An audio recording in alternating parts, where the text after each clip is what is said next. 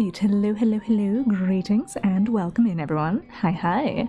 My name is Harrier Citadel, avian alien sentinel of Fort Mystehaven, perpetrator of creative chaos and general maker of things. Welcome in. I hope we all had a good day. Hello. I want this to go to... there. Boom. Alex, welcome in. How are we doing?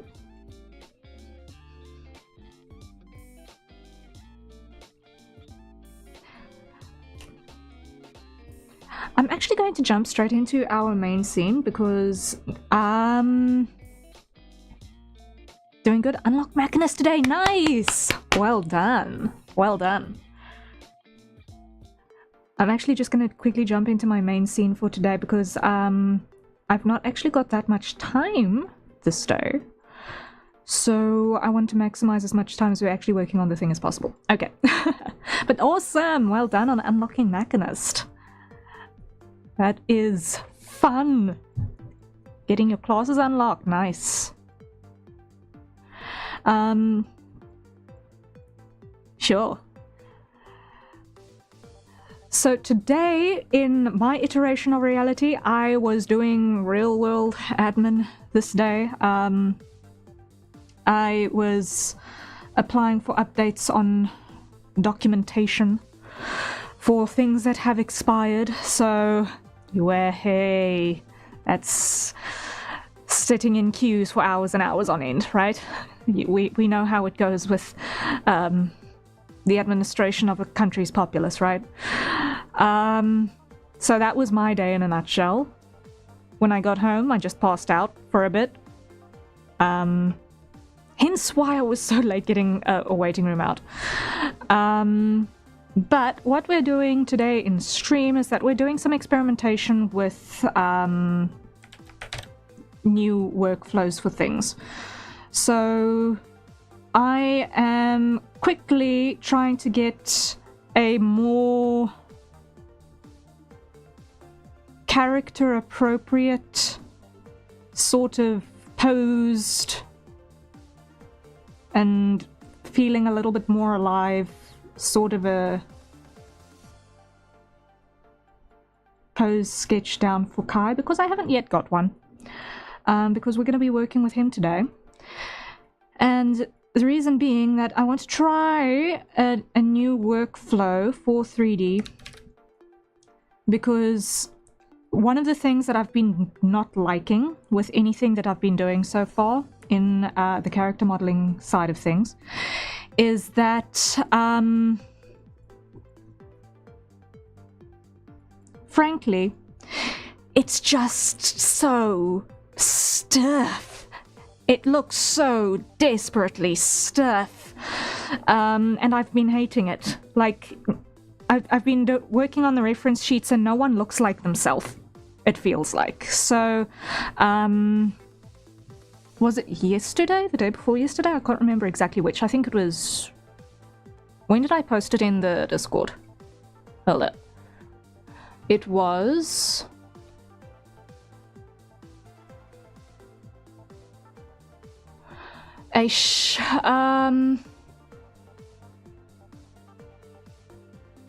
it was yesterday, yeah. I stumbled across a person who had a very different workflow, which makes so much sense to me, and uses references in a very, very different way, which makes so much sense to me. So I want to try something like that and see if I can get something that actually looks like something. Now, that being said, at the moment this is pretty much also figuring out shapes of things wild on the fly again as well, which is not exactly ideal. I'm probably going to do a lot of this experimentation in 3D as well, because it's a lot of just exploration, really. I'm gonna put this in the training uniform, I think, because it's a little bit more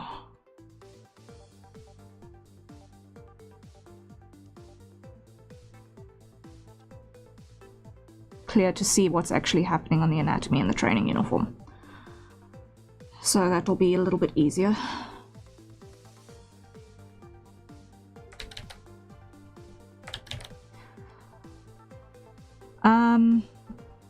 So yeah, that's the thing that's been bugging me. Another thing that's been bugging me in terms of Project Mystehaven is actually how the Sentinels communicate with the rest of their teammates, and that's also been running rent-free in my brain for the last couple of days, trying to figure that out. And I think I have finally got a solution for that, which I'm very much looking forward to figuring out how to implement.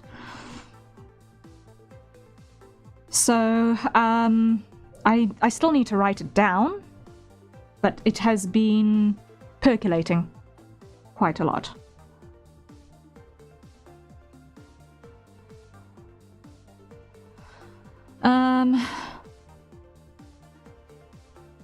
Okay, I'm actually rushing now, and now it's actually not looking right because I'm rushing.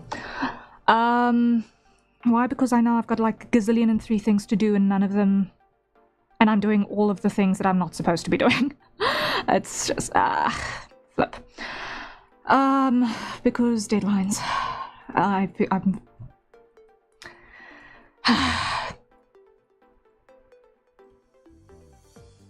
Yeah, I actually want to bring something up quickly because I just got a question on the side and I want to answer it.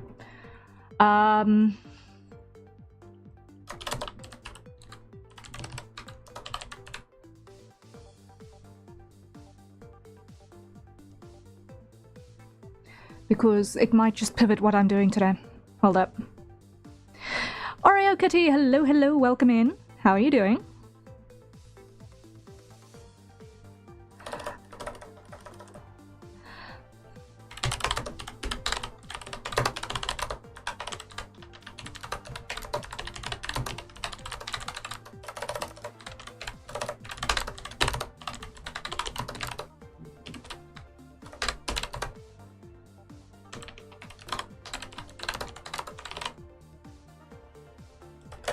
Just quickly answering a question with a client quickly.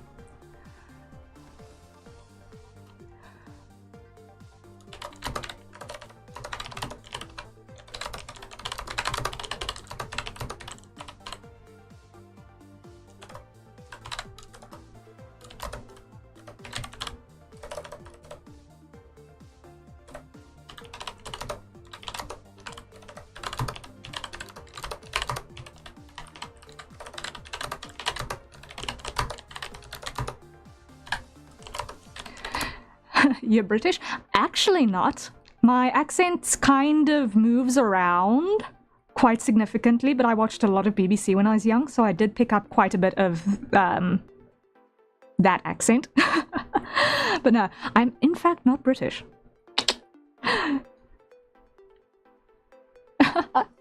And even if I was, would it really be a problem? I wonder. Methinks not. Yeah, but I know I talk weird. Didn't even catch on that the accent was British. Yeah, my accent is weird. It's a cross between a fire hydrant and a size 9 tacky, frankly. Tacky being a track shoe. That's what South Africans call track shoes.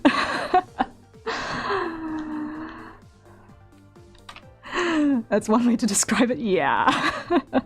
Because I pick up little bits and pieces here and there, and also depending on how much I'm paying attention and who I'm speaking to at the time and how much of what accents I've been hearing recently, it will warp this way or that way a little bit from time to time as well.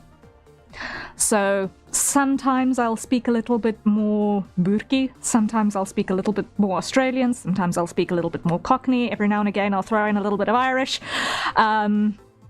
The stubborn American R tends to creep in here and there, and I don't particularly like that one, but it does rear its head every now and again. But yeah. My accent's a mess and I love it. It would be a great citizen of nowhere accent if you ever needed to have, you know, a conveniently not of this earth character. Somewhat like an avian alien sentinel, right?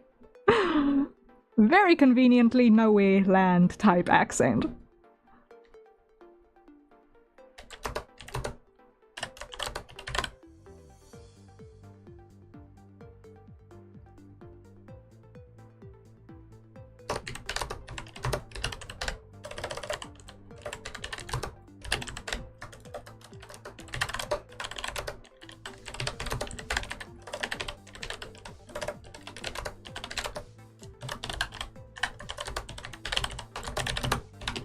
I'm just quickly finishing answering a question with a client that's a little bit time sensitive, so I just want to quickly get that out of the way. One moment, please.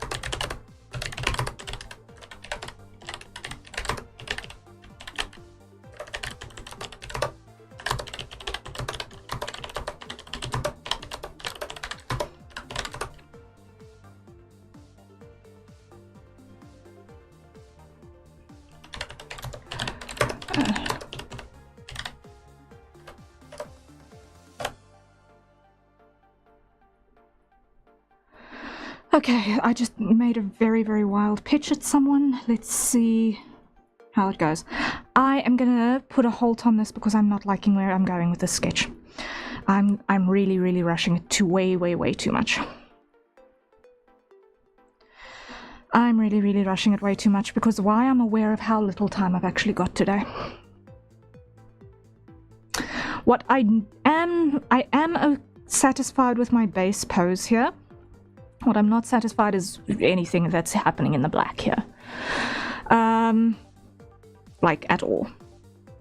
Be gone with you. All of it.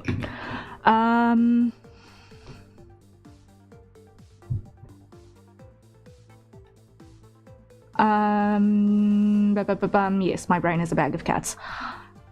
That we've literally got a cat boy on screen is not helping. With the bag of cats in the brain. Let me just get rid of the jacket because at the moment that is probably part of my issue. I have got an adrenaline spike happening of note. And therefore I am overheating. Okay. I will probably put that on again later. But for now I am overheating and I'm not liking what I'm doing. Okay.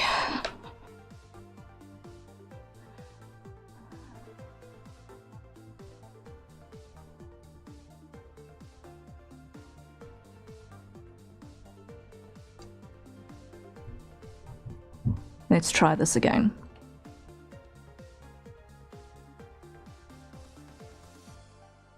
Just make that reasonable again.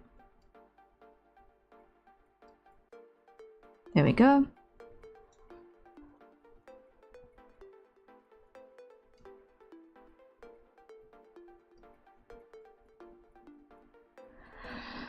Okay, take two.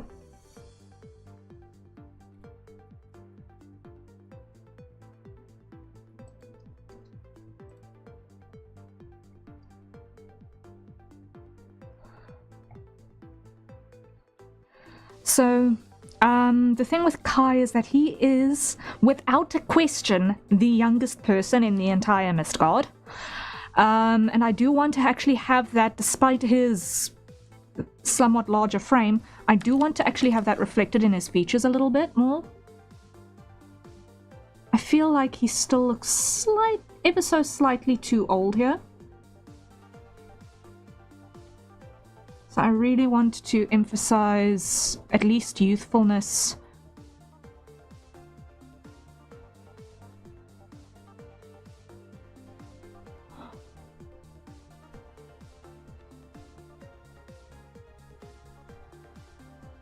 Around his face a little bit more.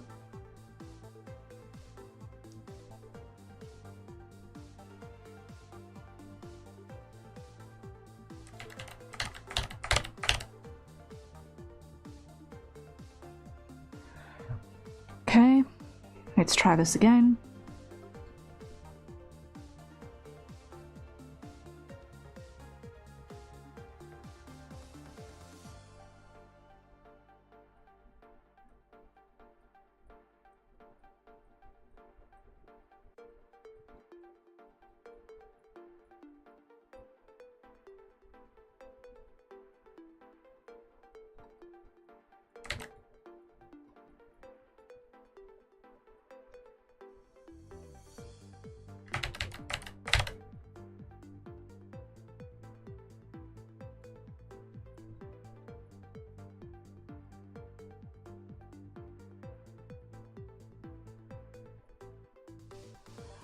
And what I'm doing here is I'm also trying to work towards the stylization that I'm also going to want to use for the UV painting on the model.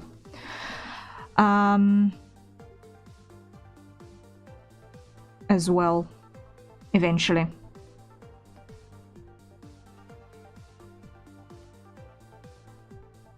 So I've decided that I'm going to give people tear ducts again, because I was not liking how my art was looking without tear ducts. I'd been wondering for a while, but basically I've decided, yeah, I want to go back to drawing those. I feel like it was just not looking complete.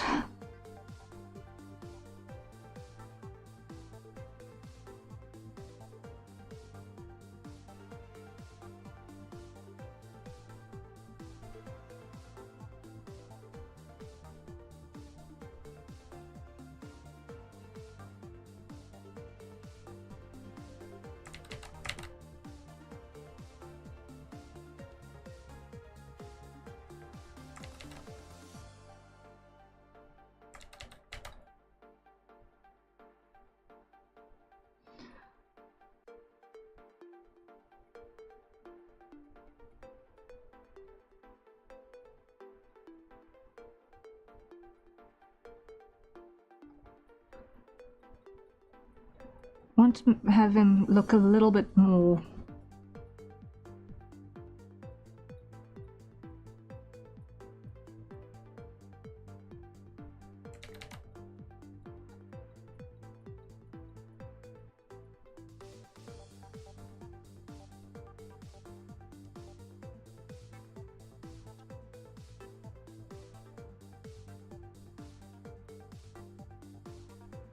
How can I phrase this?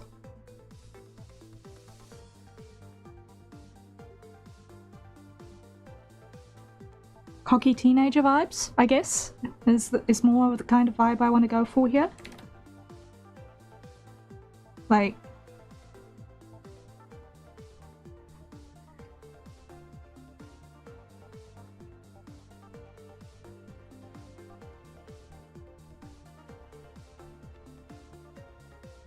I feel like the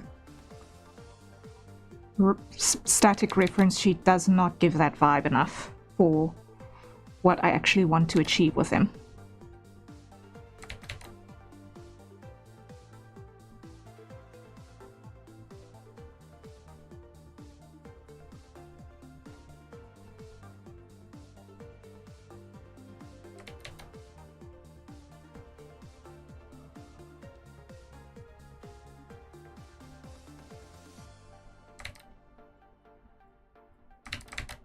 I do like the shape of his hair here.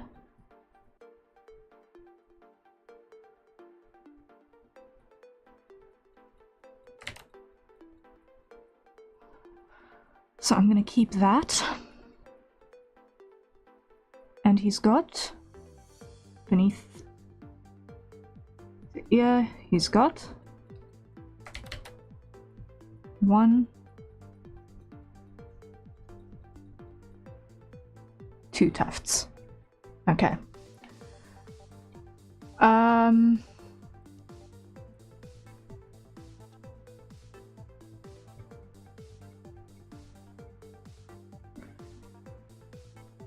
Then that goes into those very leopardy ears.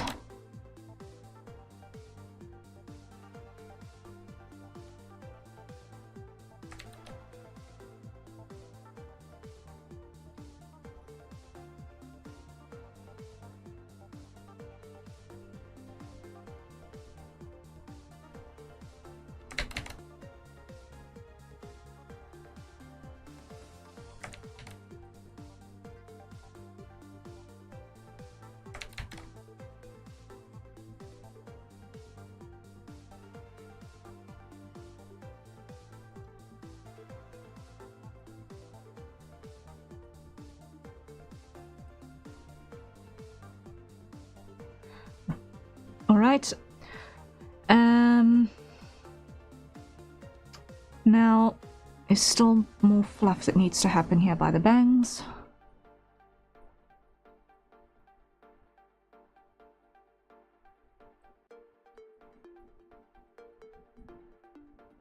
At least like that. Okay.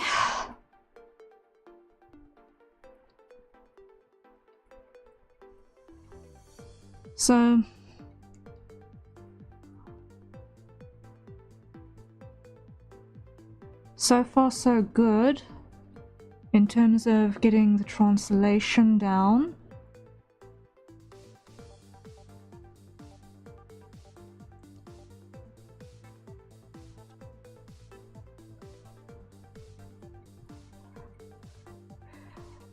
Boots, hello, hello. Woof woof. I'm afraid this cat is not quite so scared of dogs.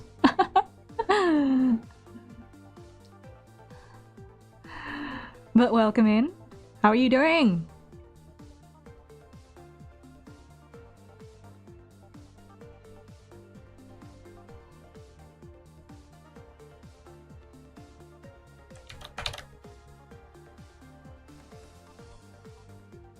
Con prepping as usual? Hey.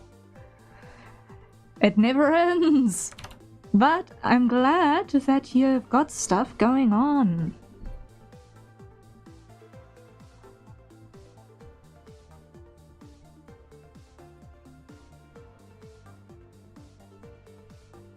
You have had a lot of cons lately that I've been able to gather, right?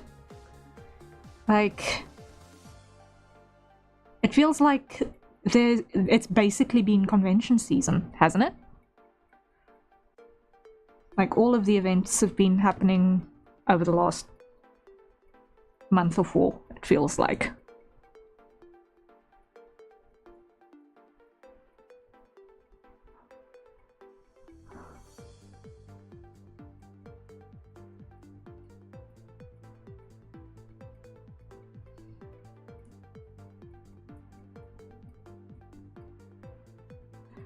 Fourth one this year, this weekend. Got handed another one in November. Hey, nice!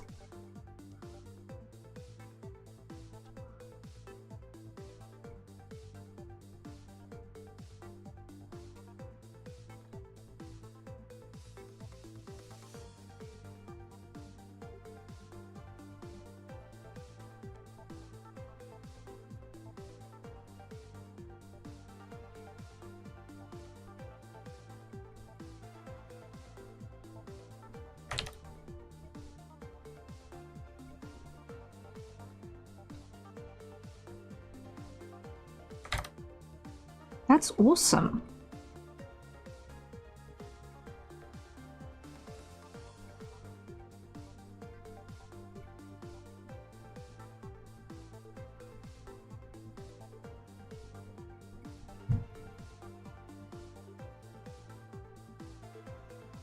I'm just keeping my eye on things because I'm hoping to get a...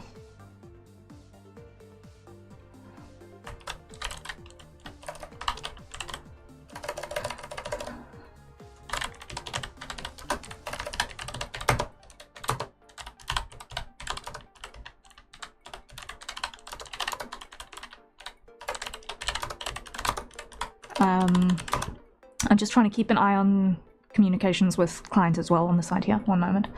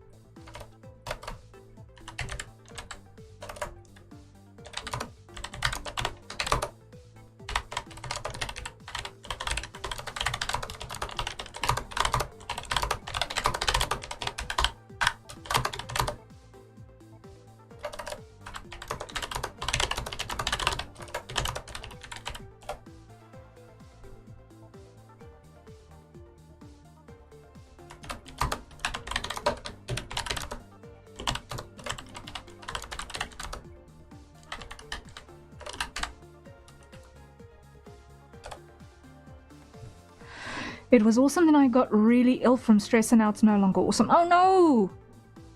Oh no! But like, how far apart were all of those events?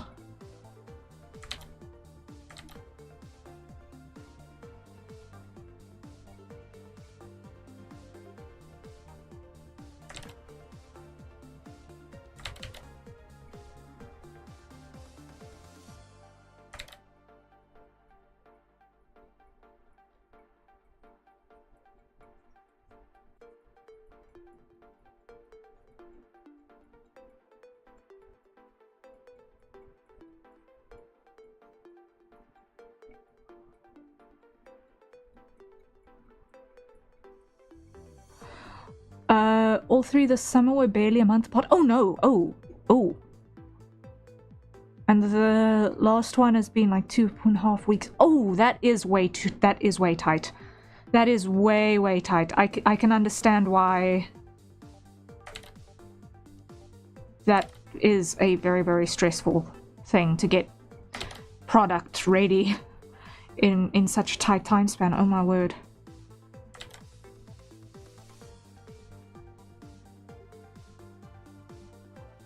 Being a con artist is generally not for the faint of heart, but ish. I have in fact already passed away. Oh no. Oh no.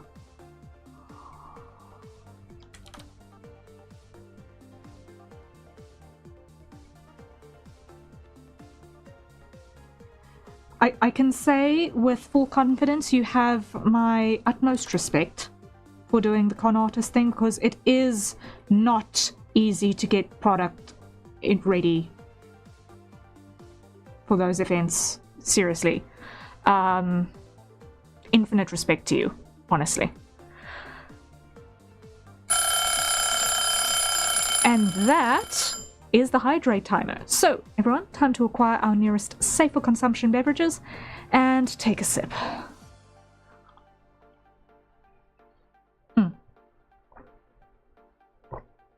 I think this is your first time seeing the training uniform, I think this is you guys' first time seeing the Mist God training uniform, now that I think about it. I concepted it recently, but I haven't actually had a chance to show you guys on stream. It's obviously got variations for different people's anatomy, but in a nutshell.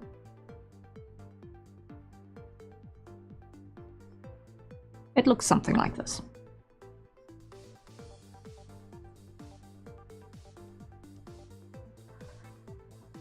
Especially when it's handmade, it's not worth the slightest anymore.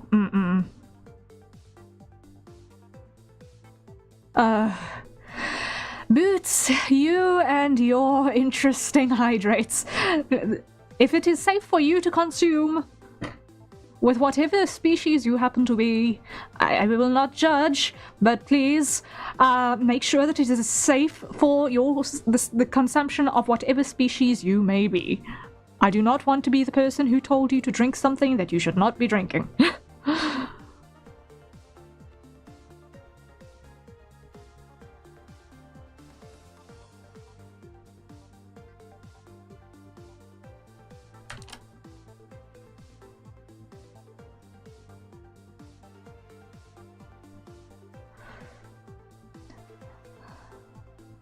I always wanted to go to a con, but I'm also too lazy to plan to go to one.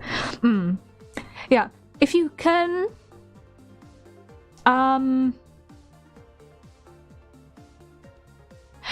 Alex, you might actually be able to go to Vexpo. When is that again? It's soon. It's right around the corner, if I'm not mistaken. Birmingham. Might be a fun one to go to.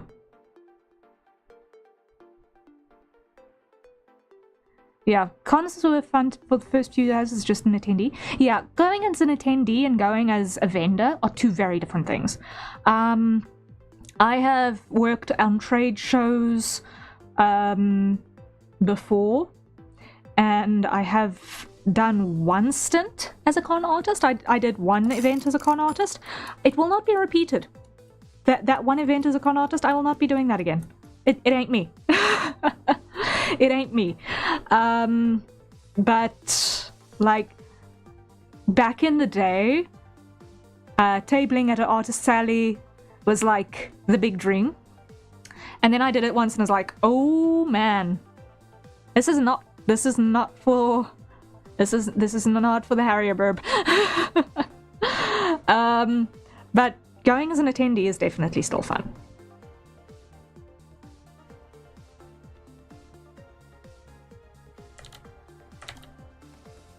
But it's a very different animal when you're going as an attendee versus as a vendor.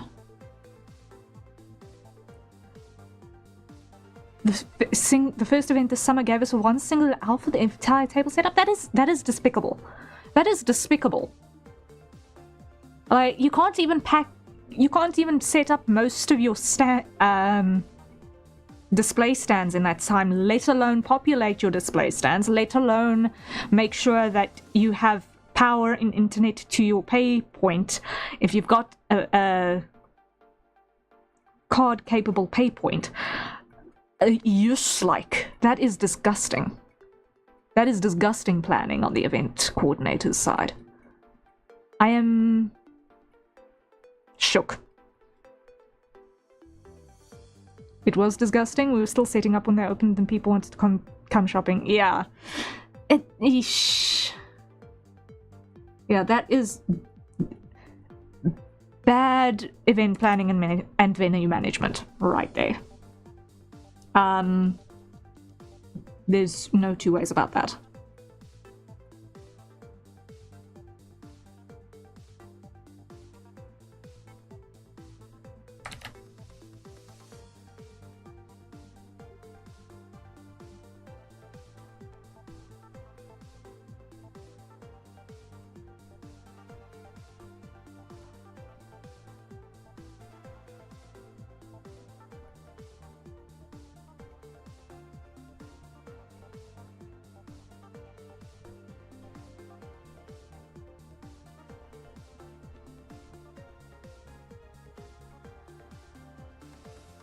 That's shocking. I'm hopeful for this weekend because they gave us the entire Friday evening and Saturday morning to set things up nicely, which is how it should be. Yes. Like, the thing with your vendor setups is that you do really want that time to do your setups. It makes sense to have the hour before to populate your stands, your display stands and such, just so that stuff doesn't get stolen off your stand overnight when you're not there, right? It also depends on where you are and how the security in the facility is, you know?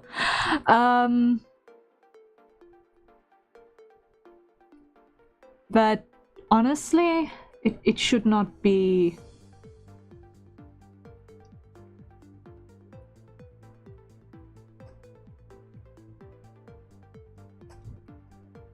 It shouldn't be insanity. Is Chaos Cat trying to open the door? Yes, he is. Is he coming right? It's not latched. It's also nice to have time to take pictures for portfolios without the people crowding the venue. That is also true. That is also true. Okay, Chaos Cat is just asking me to open the door. One moment, quickly.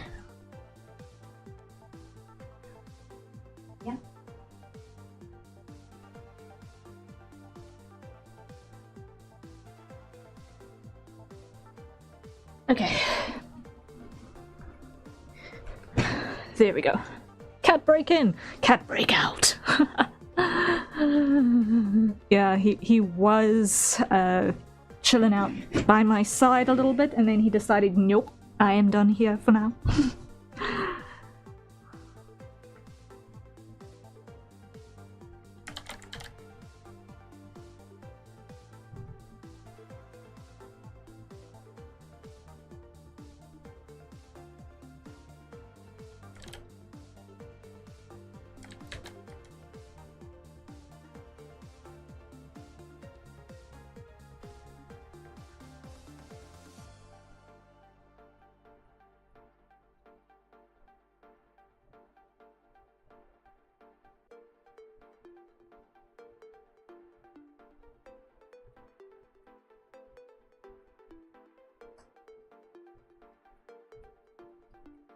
There we go.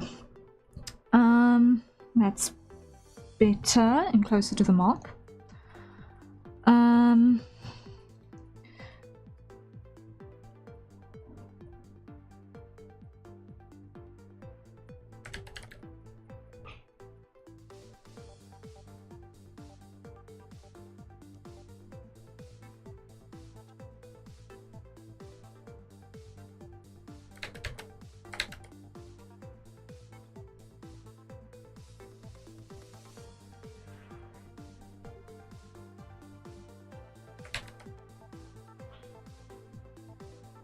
And there he pushes it open again. And why? Because it doesn't latch.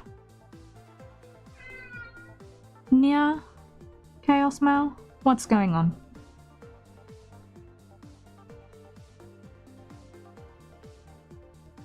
Are you upset because I didn't walk you to the food bowl, huh? Yeah. You heard the Mal. There is no denying you heard the Mal there. Yeah. Yeah. But yeah. He's asking for... Yeah, he's asking to be taken. One moment, please. Come on. Yeah.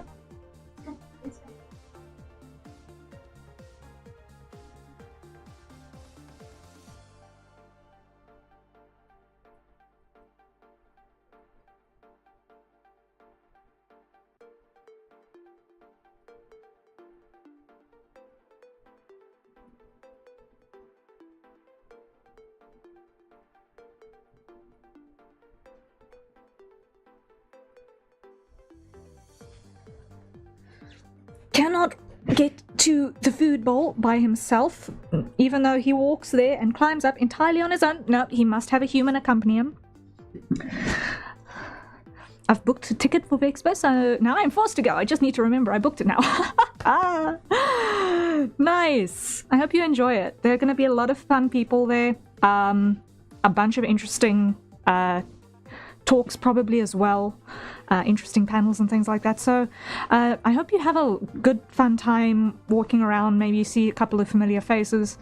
And have really a good, fun time there. One day I want to be able to do something with Vexpo as well, but for now it's way off the cards.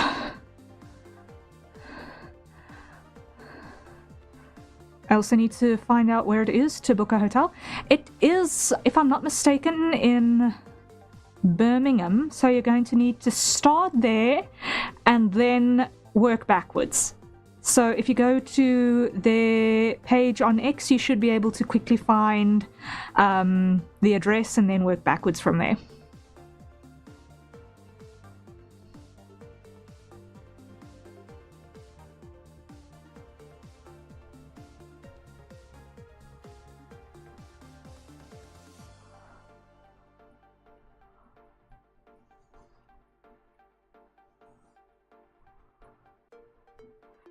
Yeah, so I kind of just decided on a whim that Kai was going to be a polearm wielder now in the last hour, because I wasn't 100% sure what his weapons set was going to be.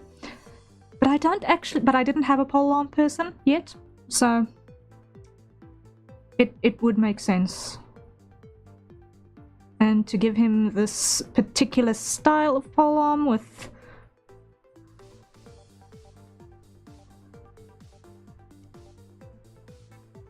the plume and the spear and hook, it makes sense for him.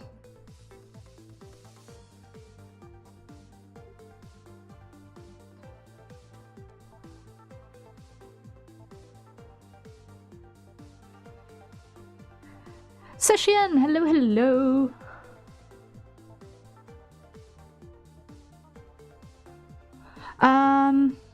Welcome in. How are you doing?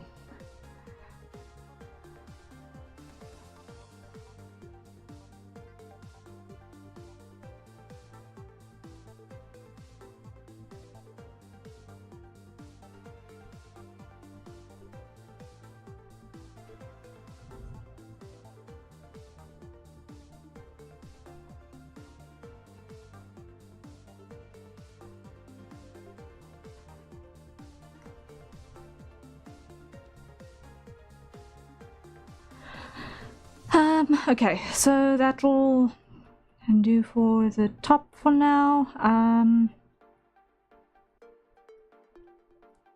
And blah, yeah. Just saw your message and I have a few worries and questions, but I'm okay nonetheless. Yeah. Okay, so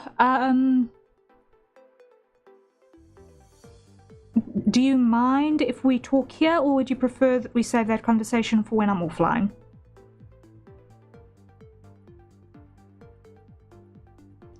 This polearm is giving me tactical combat duster vibes. Yes, it's based off of a Mongol spear.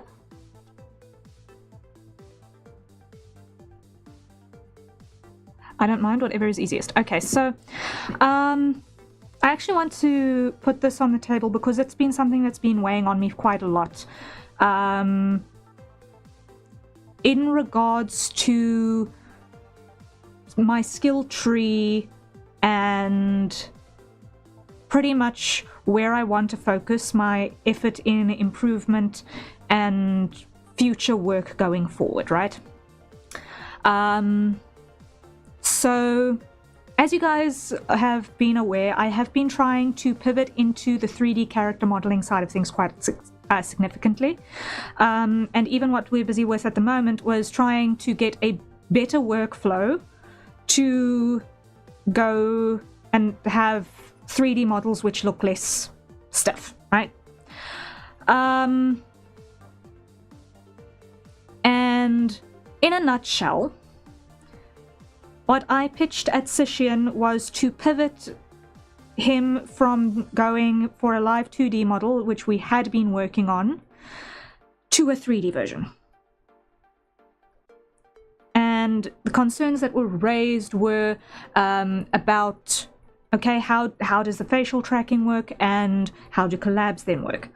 So those two particular questions are pretty much not they are distinctly different from what you'd expect for a live 2D thing, where in VTube Studio, for example, there is a feature which is a relatively new feature before which it got implemented. When it came to collabs, each model had to be its own video feed in.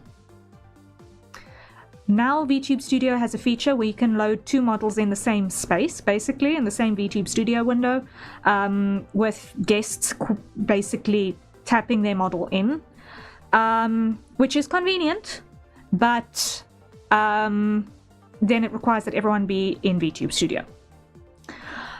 With 3D models and the collabs there, it would then pivot back to being a separate video source in the OBS, and audio via obviously a Discord call or what have you, just like anywhere else. But it's fairly straightforward in that regard. It's just that there are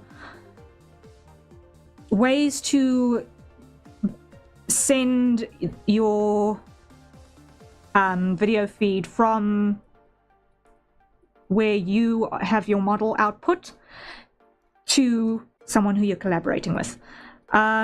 I can't remember the exact name of the software right now because it's not been high on my radar, but if you've got the right setups, it could also mean that you could work in VR chat as well, in which case literally the entire VR chat collaboration space opens up as well, which means that happens in world, in VR chat, which is huge on its own.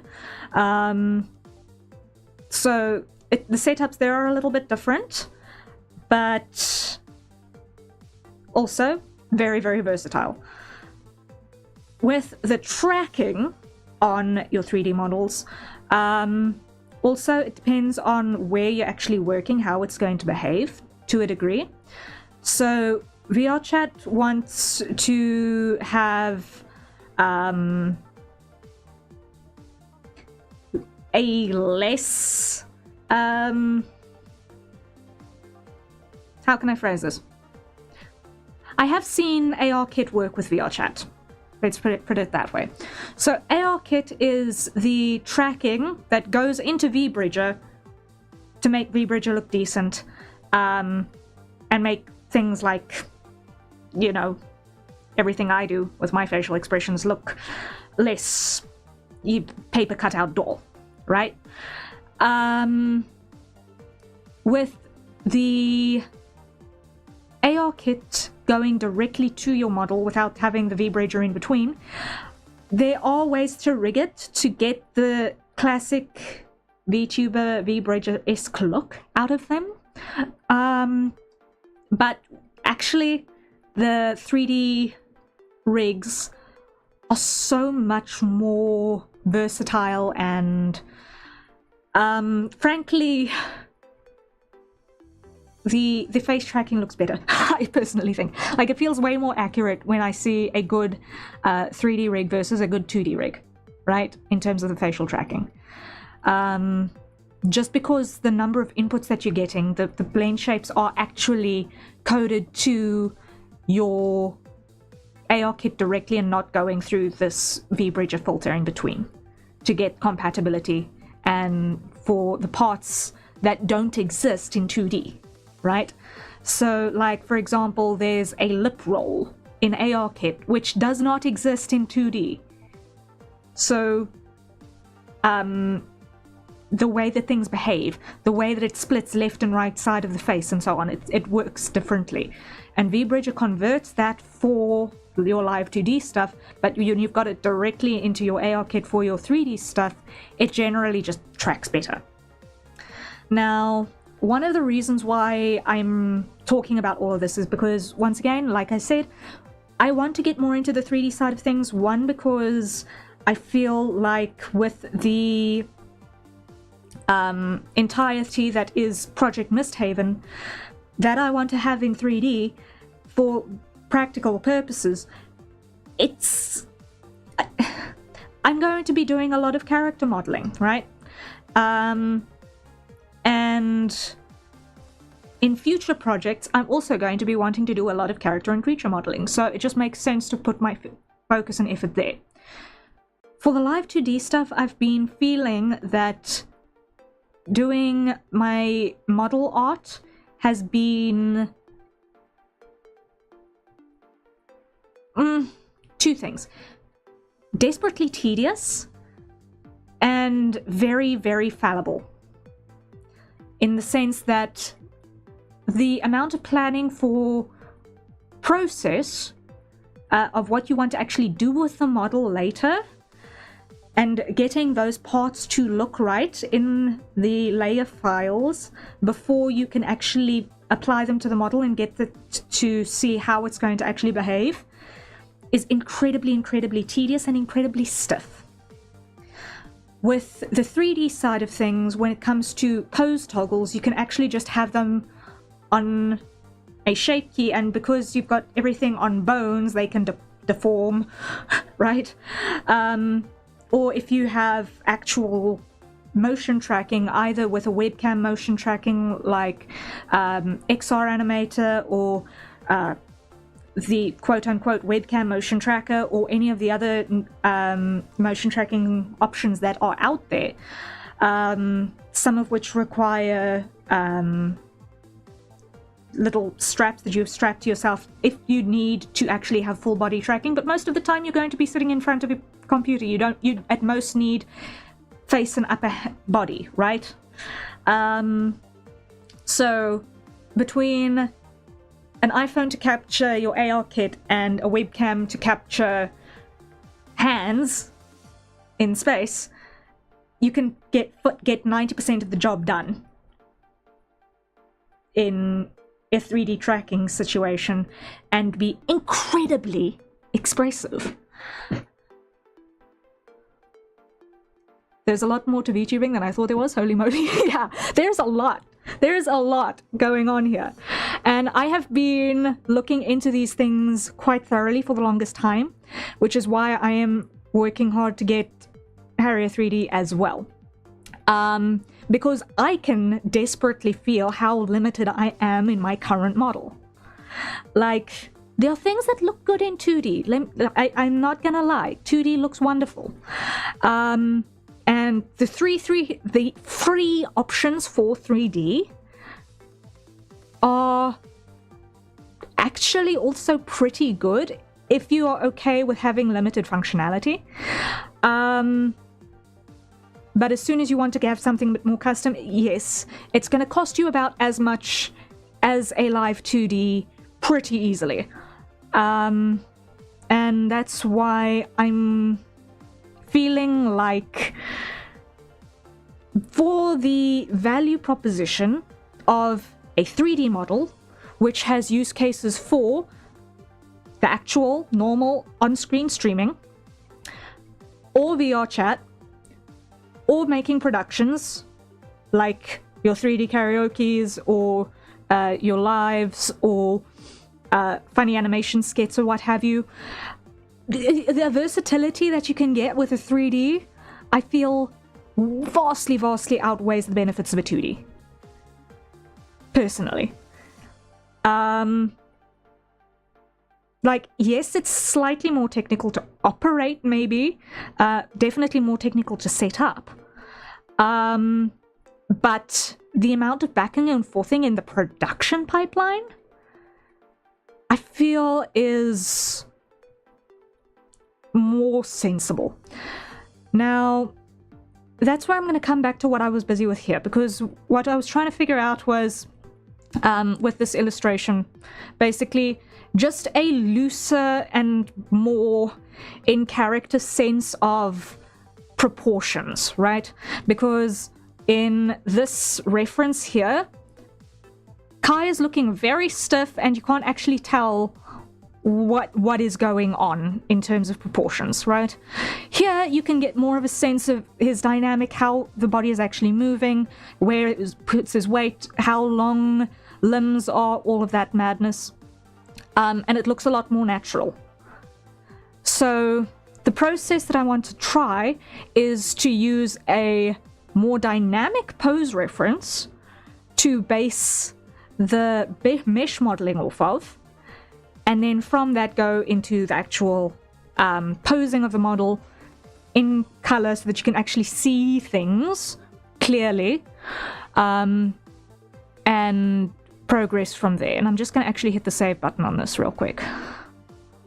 Okay.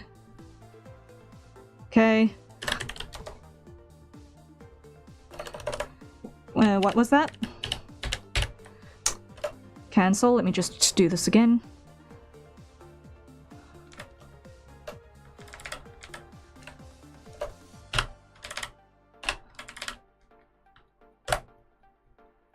Like that. Okay.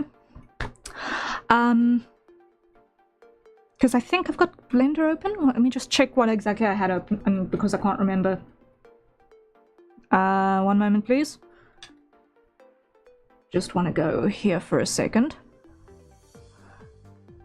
Yeah, I can close that. Save. Open a new general. Okay.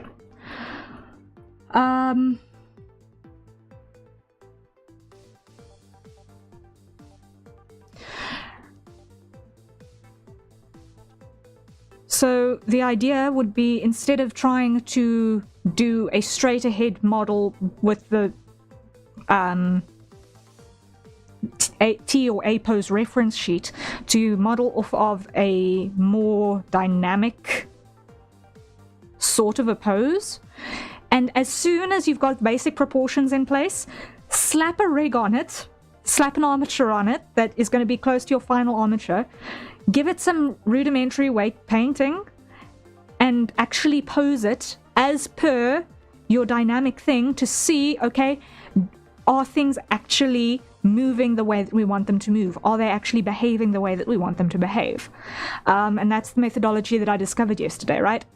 And in terms of actually getting a nice dynamic model, that seems like a much more viable way of getting it to actually look good, because making it something here, it'll look on model for the model sheet, but it might not necessarily look on model for the character, if that makes sense. Was that?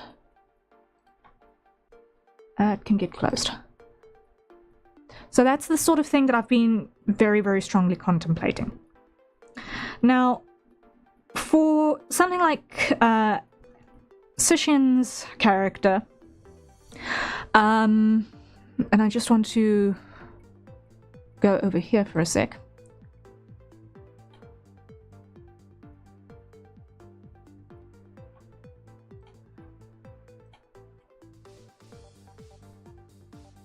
And open this up again.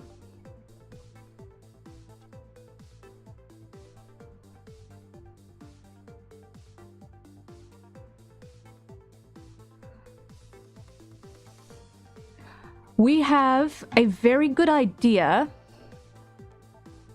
of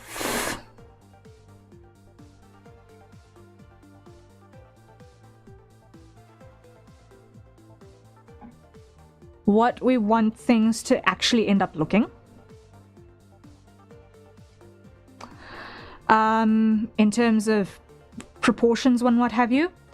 But the original reference sheet is much more dynamic and fun in terms of actually getting a sense of character. I might have to try that tactic for character modeling if I ever get back to it. I think it's worth giving it a try, eh? I honestly think it's worth giving it a try, which is why I personally want to do that as well. Like, if I just go back here, let me just get this I hit the save button. Open.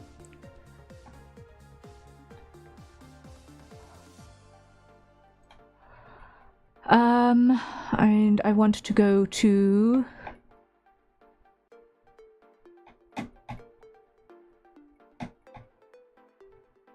commissions.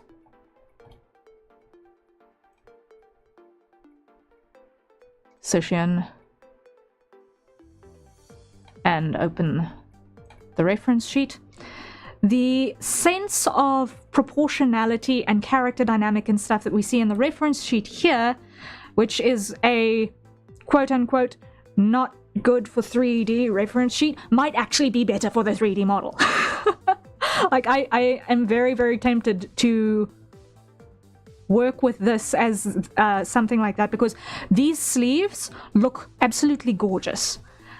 Rigging them in 2D is an absolute nightmare. I have been busting my brain over how to get those to actually functionally work in a way that's not going to make me cry for way too long.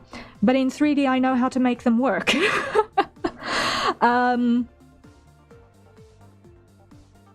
The way that the clothing sits on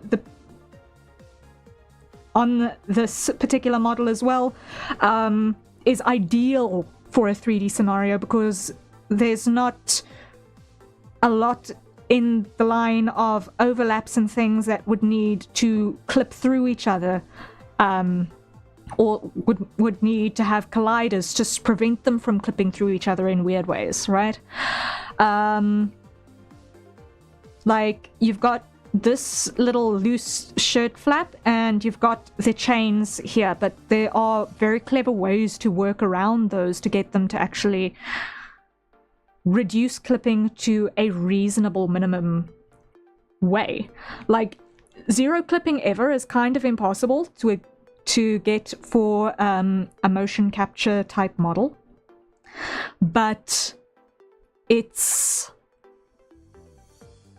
this, I feel like in terms of viability between 3D and 2D, this one is actually kind of better for 3D.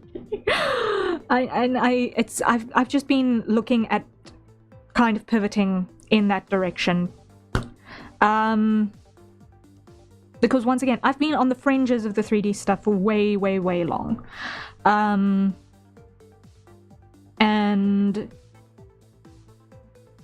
it feels a lot more intuitive to work this way. Rather than in the 2D. Like, in the 2D, I hate the pleats. I hate the pleats with a passion. Like, every time that I need to draw pleats and ruffles, I cry a little bit. But I can do those in 3D without much pain. Why? Because it's less maddening in 3D for some obscure reason. Because a pleat in 3D is legitimately, if I'm just gonna go here, I'm just gonna do a subdivide, grab everything, and subdivide, and subdivide. Just for matter of example, right? If I wanted to make a set of ruffles here, excuse you, extrude, okay? I could very easily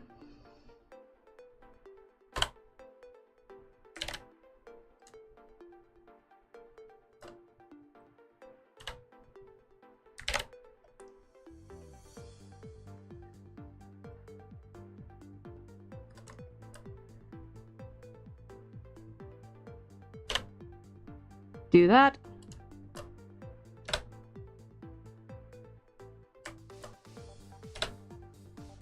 Instant ruffle. Instant box pleat.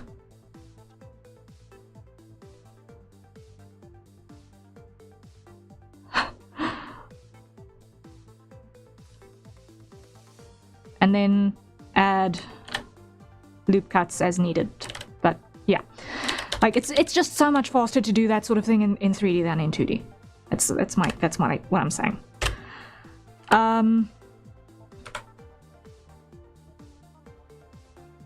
feel like it just feels smarter for me. It feels more intuitive. And I don't want to do too much in Live 2D and then set huge expectations for things. That frankly I'm gonna abandon. Also, I'm paying for a Live 2D subscription, which I'd very much prefer to not be paying for a Live 2D subscription if I'm not going to actually be using it.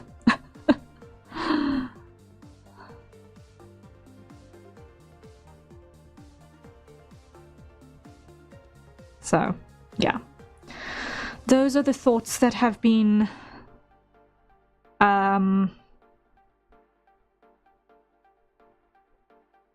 percolating, basically. But yeah, so Sushin, if you can think that over, and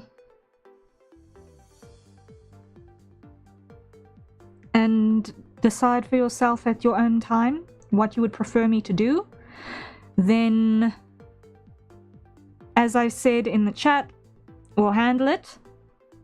I won't charge you more for what has already been done if I'm going to be redoing stuff. But I want you to think it over and see if it's something that agrees with you. If it doesn't agree with you and you're not convinced that it's where you want to be, then I will finish this. But it will be the last Live 2D model I'm probably going to work on for a long, long while. I don't think it's something that I want to allocate more time to. If I'm going to do more VTuber models, I'm going to try and do those in 3D going forward. Yeah. But for the most part, I want to, after getting current batch of big commissions out the way, I want to focus more on working on Project Mystehaven and making stuff to go with it that would validate you guys actually being here and supporting me doing the job, right? So that is what we are aiming for. Like, obviously I'm going to keep the commissions open in terms of the smaller stuff for by and large, because it's what keeps me fed. But I want to do a bigger focus on Project Mystehaven for sure moving forward. Because for all practical purposes, I have been doing art for a very, very long time, and I'm kind of getting to the point where I'm kind of sick of never progressing on my own projects a little bit, if you know what that means. It's like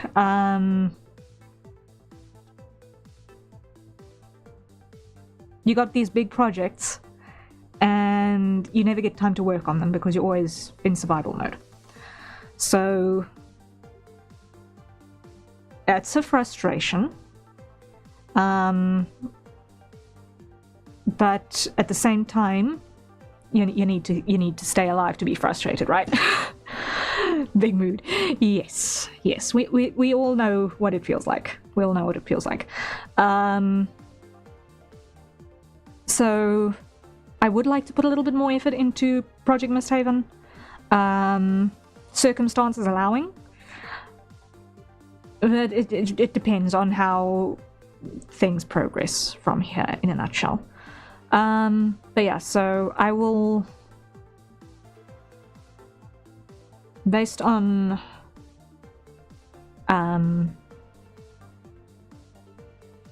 Sishian's thoughts on that matter, next time we work on his model, it might be working in Live 2D, it might be working in 3D. We don't know yet. I could, for all practical purposes, probably throw a base mesh together really, really quickly. But it depends. If he doesn't want it, then we're not going to go for it.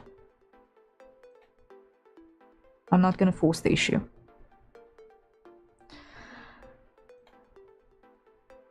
In the meantime, what's the time? Shucks. Okay. I have achieved only a fraction of where I wanted to get in this.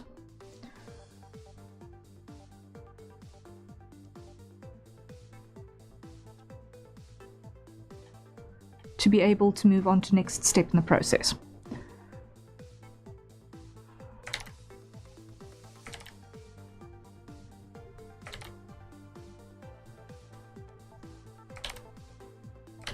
And even then, it's still not quite exactly what I was hoping to get it to look like, but it's better than nothing.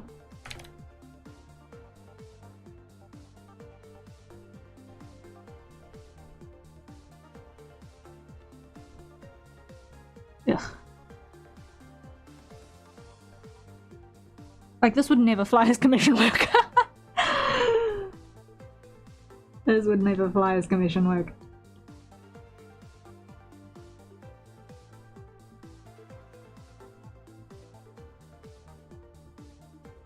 Let's just be real.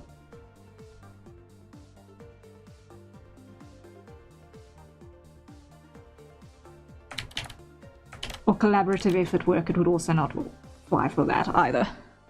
Because it's just not got the level of polish that I would be happy with for that purpose. But for my purposes, for now, perfect is the enemy of good. So, expand by 1, invert,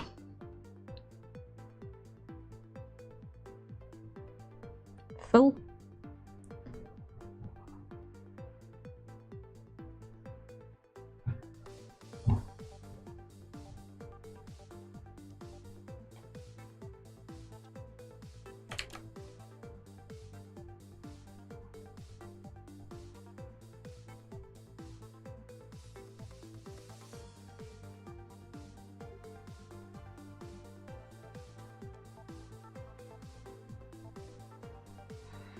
okay, lock that.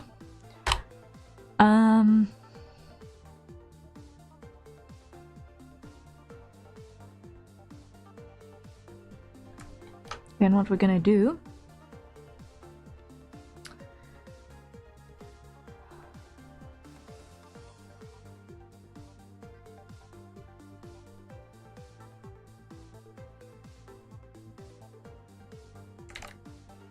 is block in hair and fur.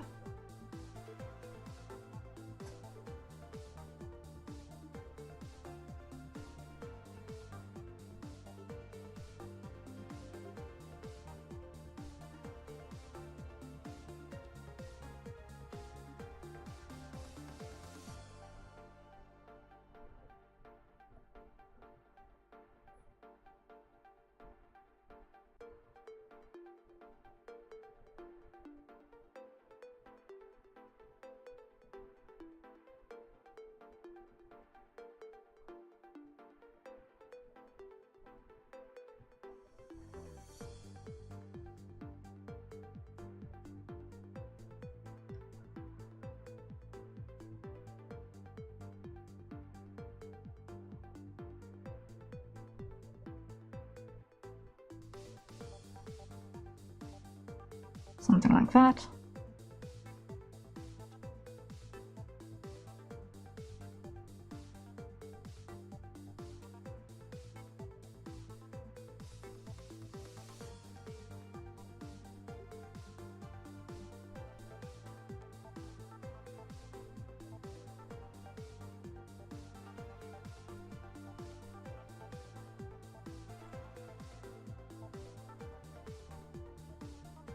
Something like that. And on the arms,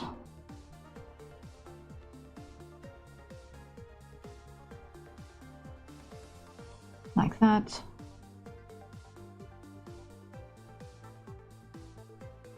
And like that, and there we see that there's a gap.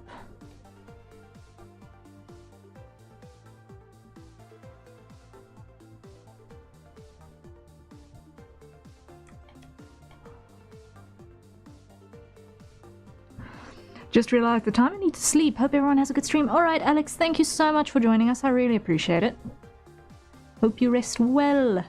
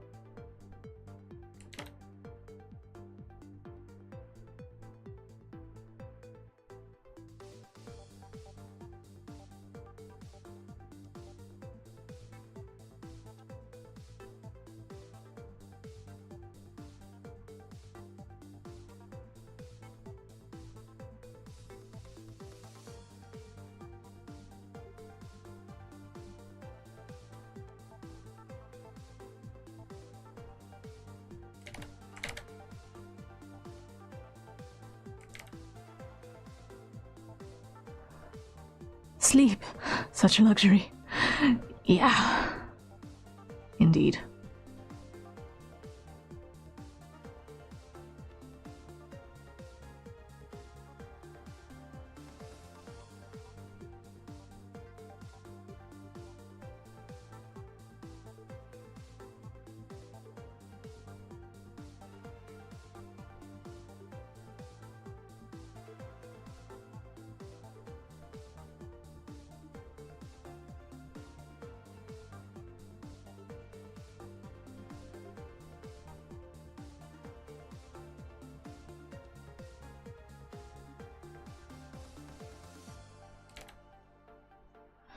Okay, this is really rough, but it's fine.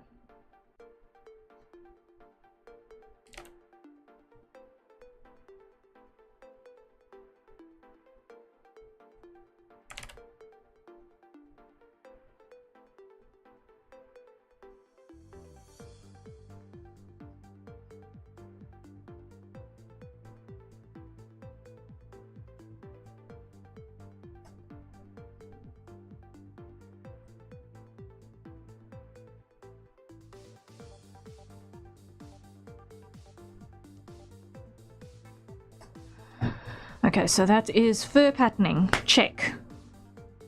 Alright, then Mist Guard uniform. That's gonna be our training uniform, which is gonna be on a new layer. Otherwise I'm gonna be in trouble later.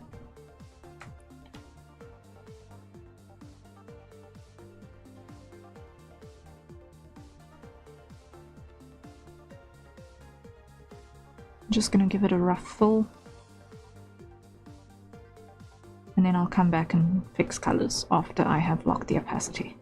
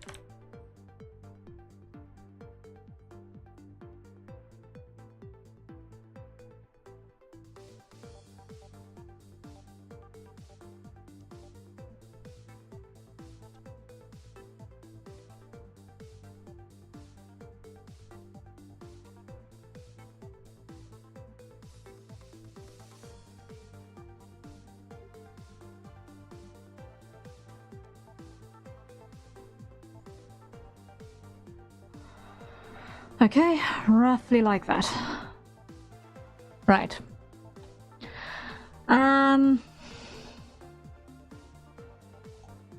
Next thing I want to just sort out here is I forgot paw pads.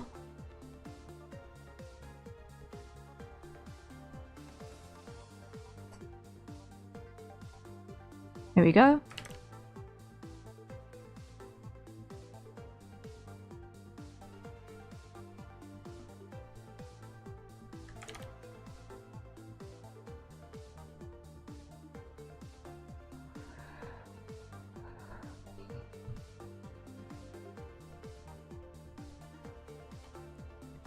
And up here, let's just quickly put in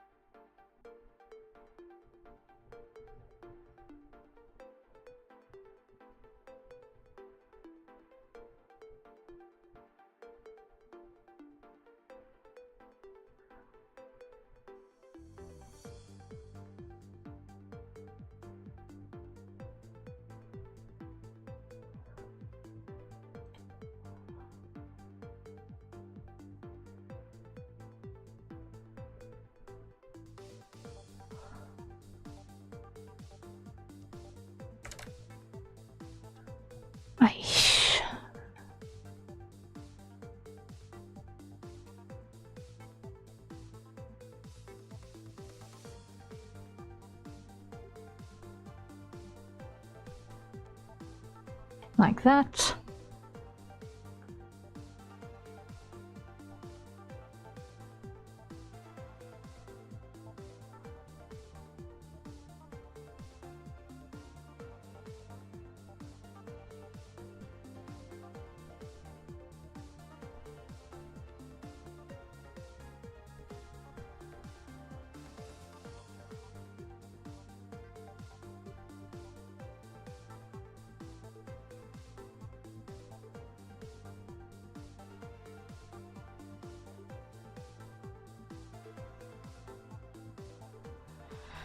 Okay, very, very rough, but we're getting places there.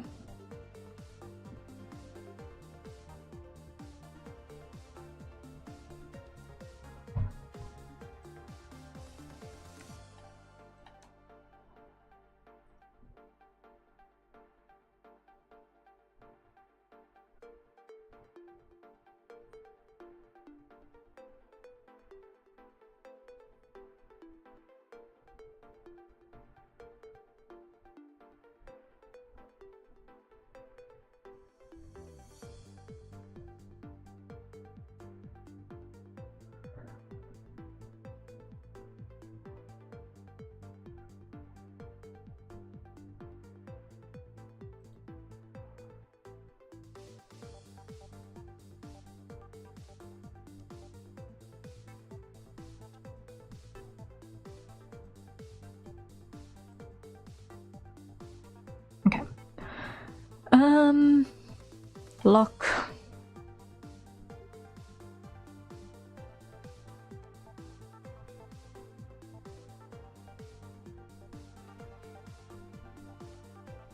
There we go. Rough, but definitely better. Save. Definitely, definitely better.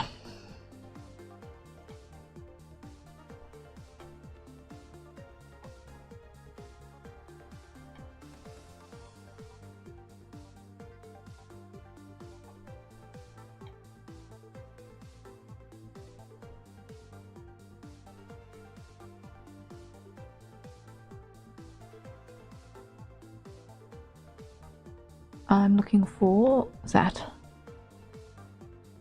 and I want it to be that color.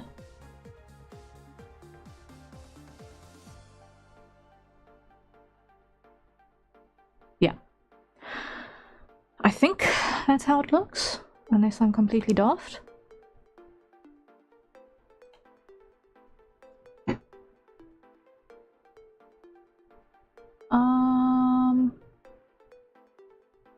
No, I'm wrong. It's that color.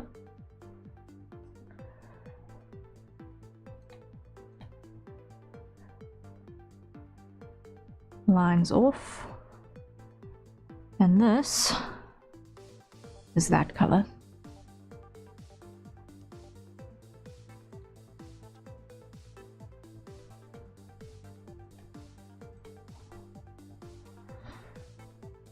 Yeah, that's it. That's the training uniform. In a nutshell.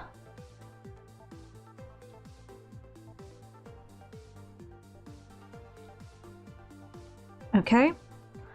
So with that being then a wholly under-rendered, like ridiculously under-rendered, because it's not rendered at all, primary reference. It is now too late in the day for me to actually start the actual 3D modeling part of this madness.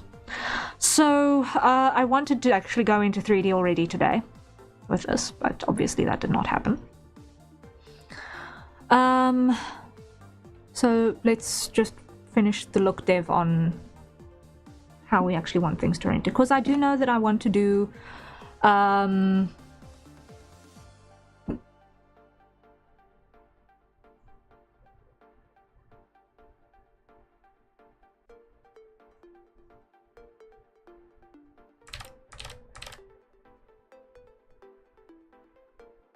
whatchamacallit,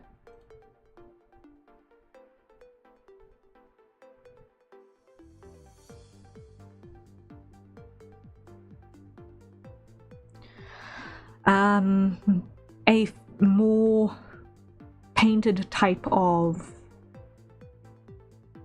UV painting.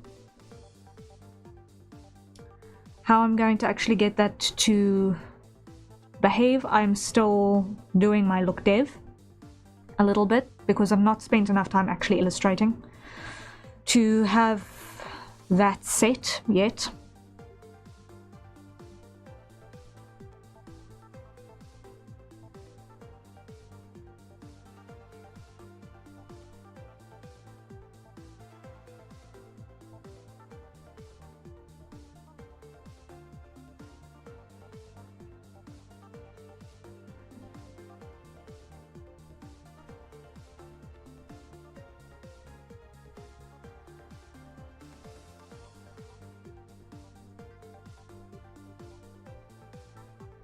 But we're working on it.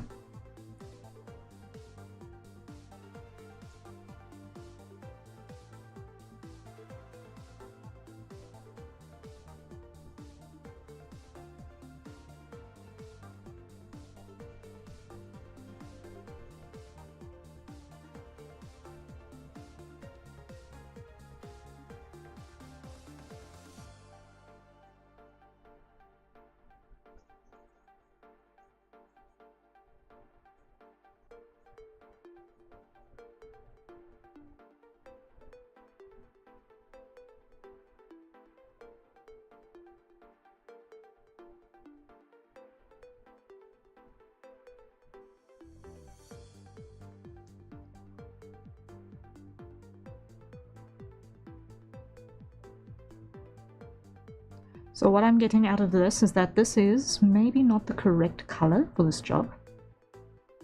It's a little bit, just a little bit too saturated maybe, I'm not sure.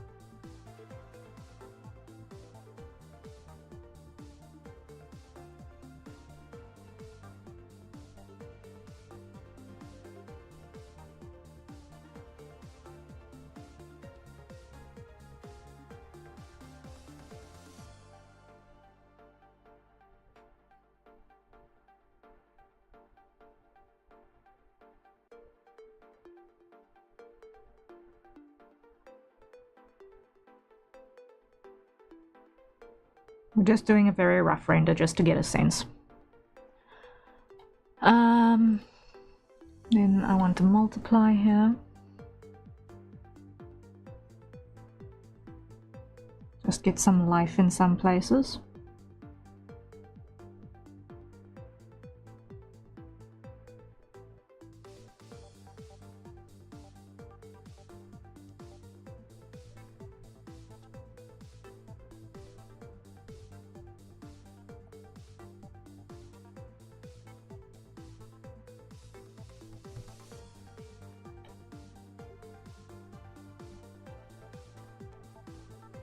Let the skin look slightly less flat and dead.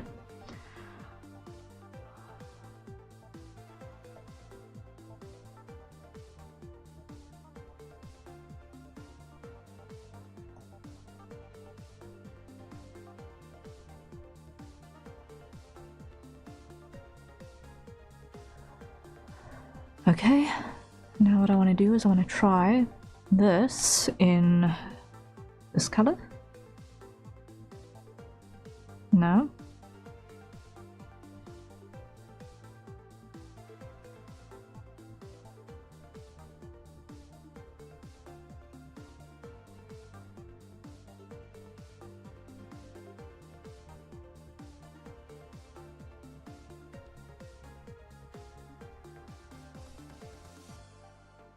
That's the one. Okay.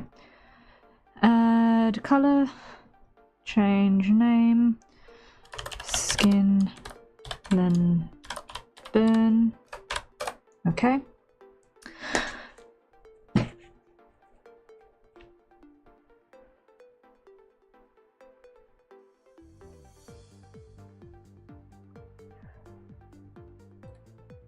Which is basically our ambient occlusion color for basic contouring.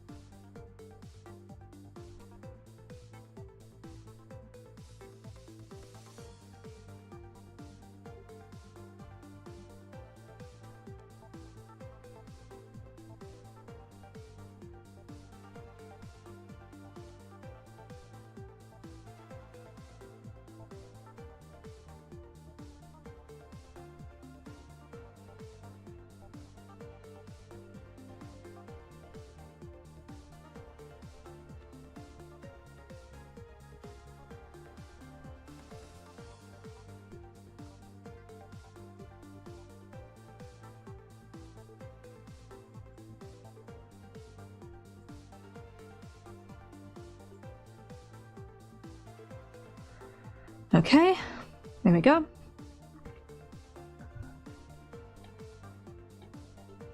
Merge that down.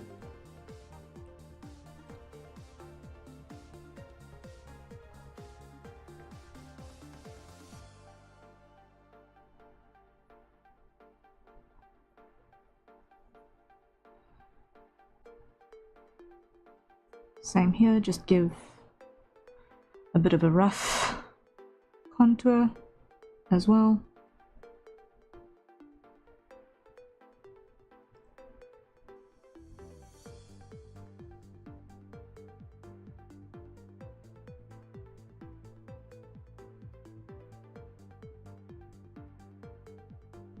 Good enough, I think.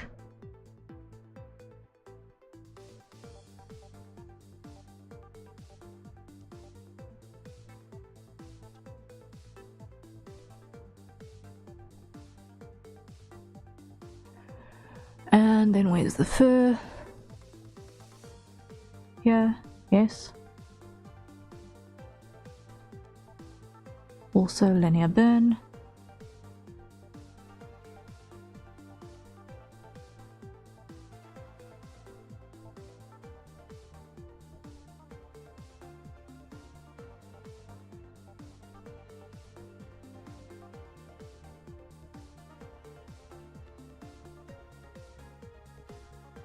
Subtle, but there.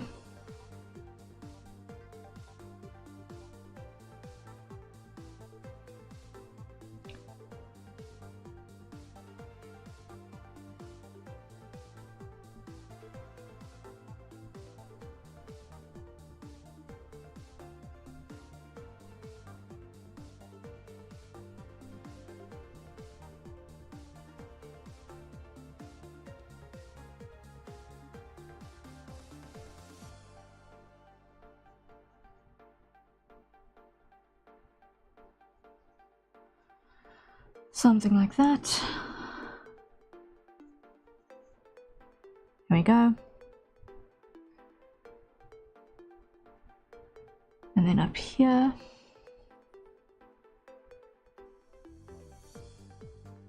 That's gonna need to be a bit shinier.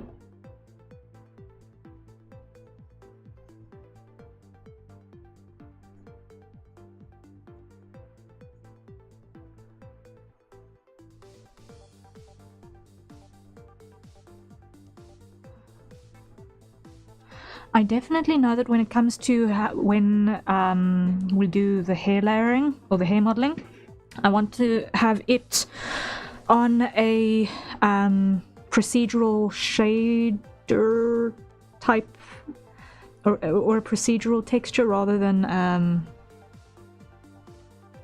maybe a UV painted one.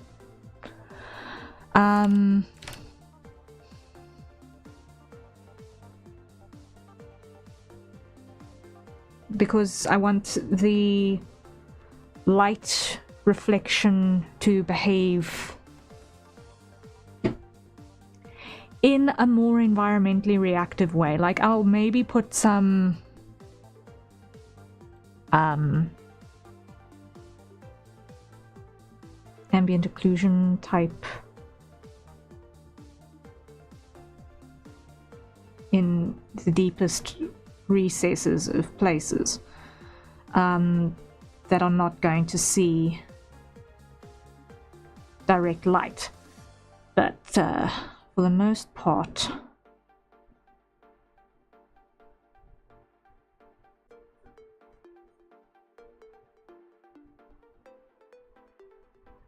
I prefer it to happen all on a shader.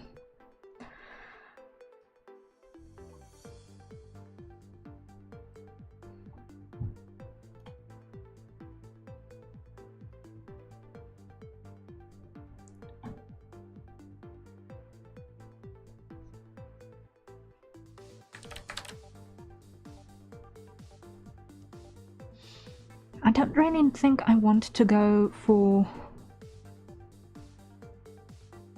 I don't really think I want to do much in the line of reflections on the skin. Like, if I do have something, I want it to be super subtle.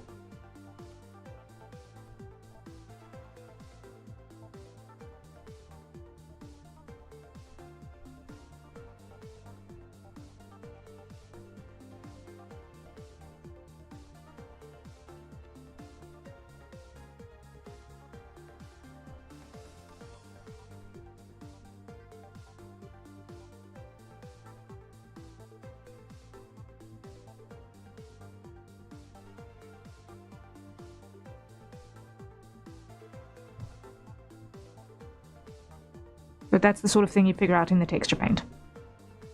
Exactly what degree of subtlety you want to incorporate. But okay, roughly that gives me an idea. That roughly gives me an idea. Like, this version is good for figuring out relative to what are all of the pieces in place, but for character dynamic, I feel like that's definitely better. Definitely better. Like, definitely more repeatable in terms of actually drawing the person. That's for sure. Okay, so if that being the case, let's do this. File, export, PNG.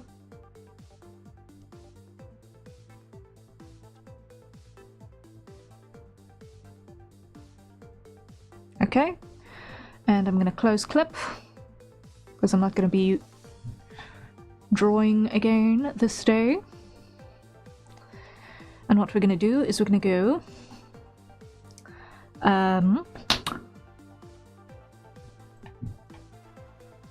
file, save as. Let's put this in Kai's folder.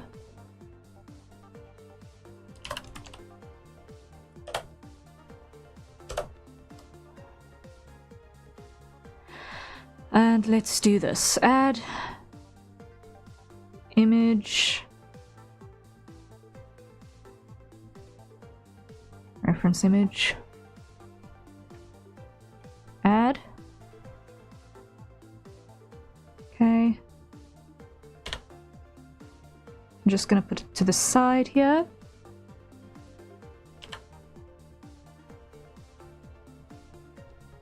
All right.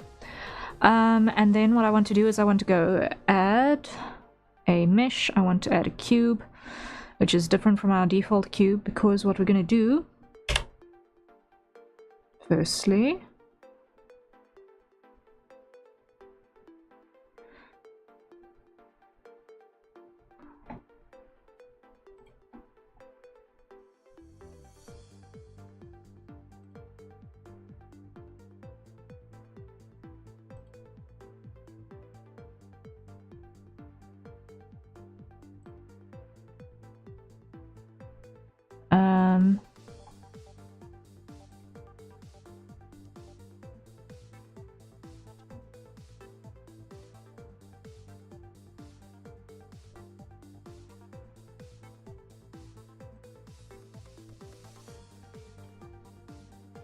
where is my...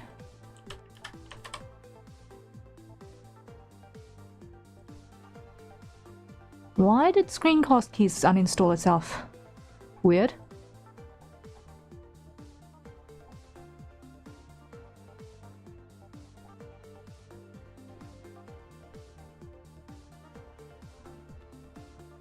Okay.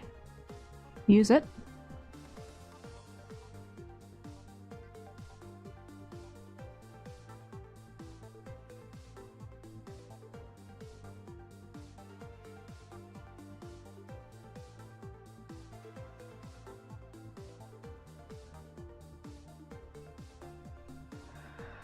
Okay, now what I want to do is I want to go edit mode.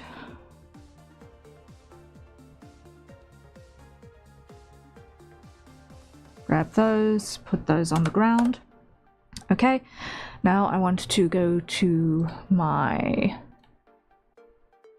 character pages and just doubly check. I think I put Kai's height down in his character profile. Did I? About 107. So first things first, put that on 20.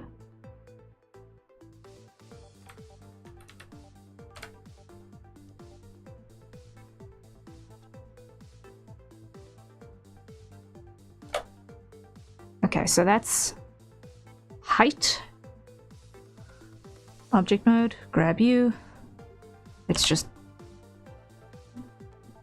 make that more reasonable.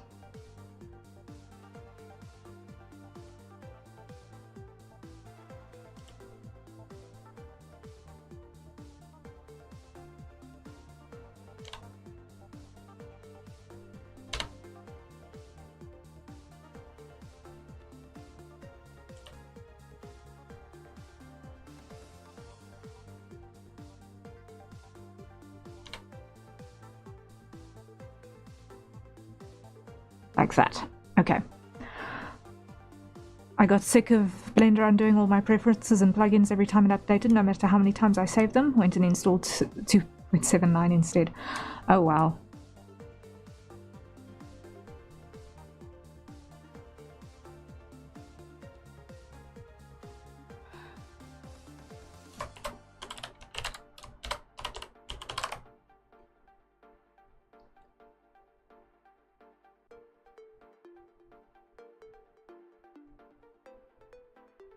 Okay. So from here, what I'm gonna do is I'm going to do a super low poly first.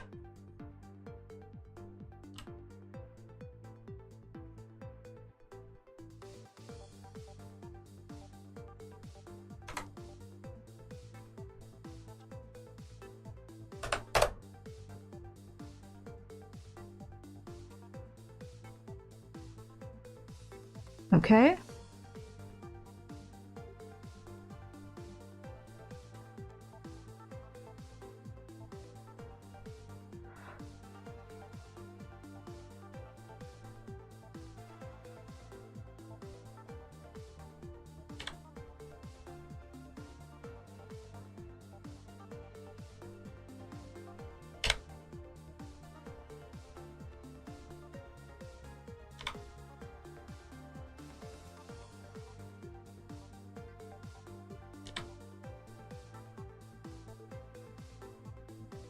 I'm kind of basically just guesstimating landmarks at the moment.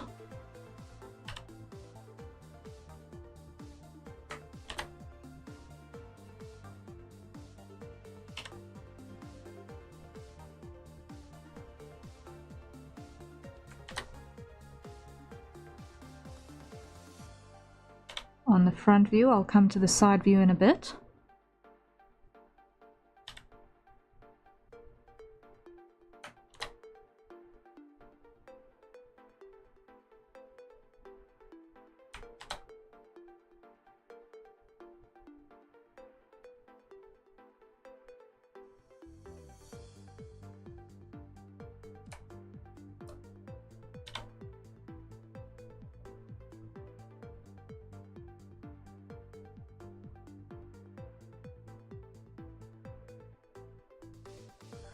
Okay, grab you and subdivide. Grab you and join.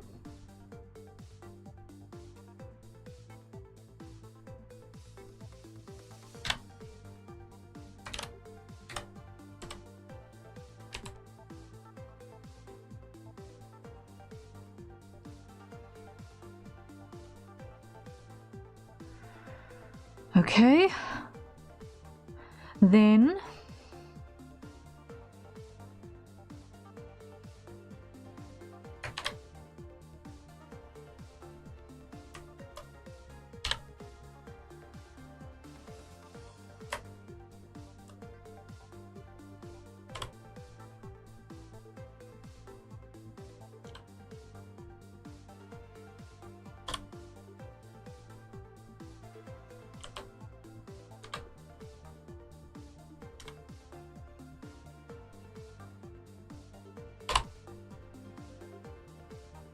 okay.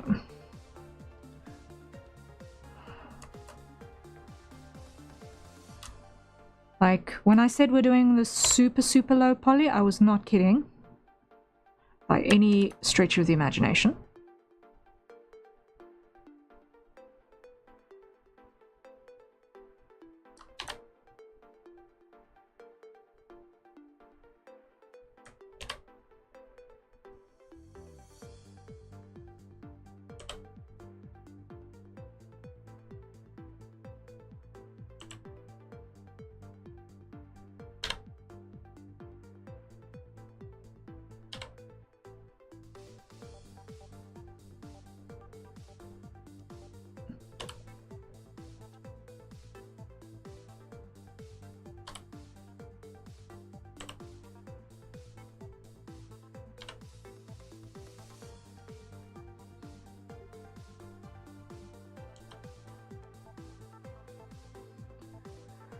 Okay.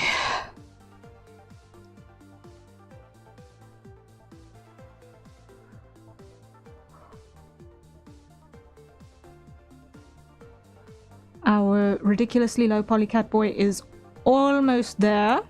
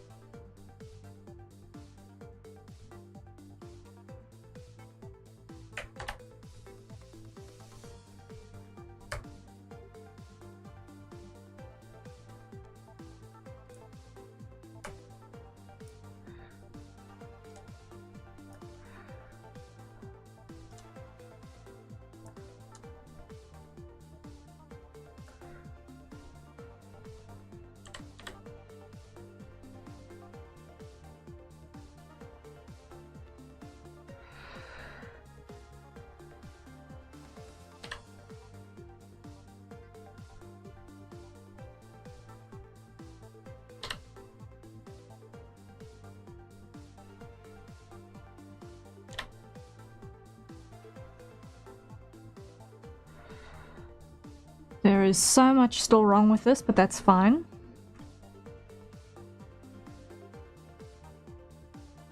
We are still very much in the beginning of the process.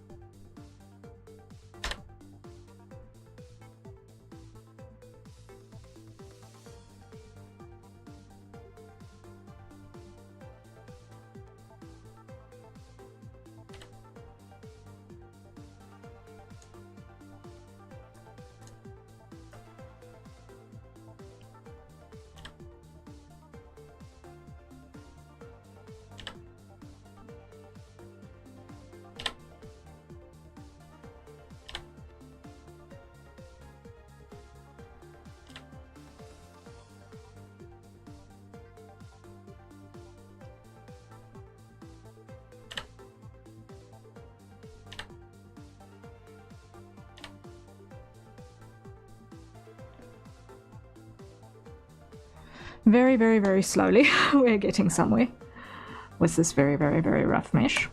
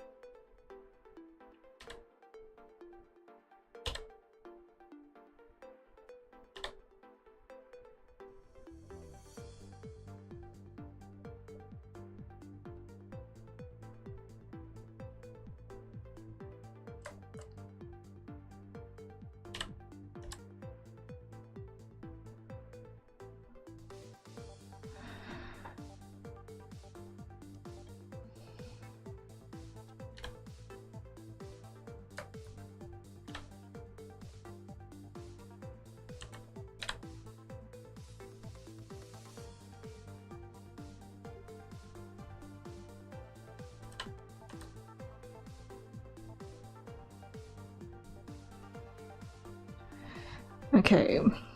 Proportionally, we're almost there.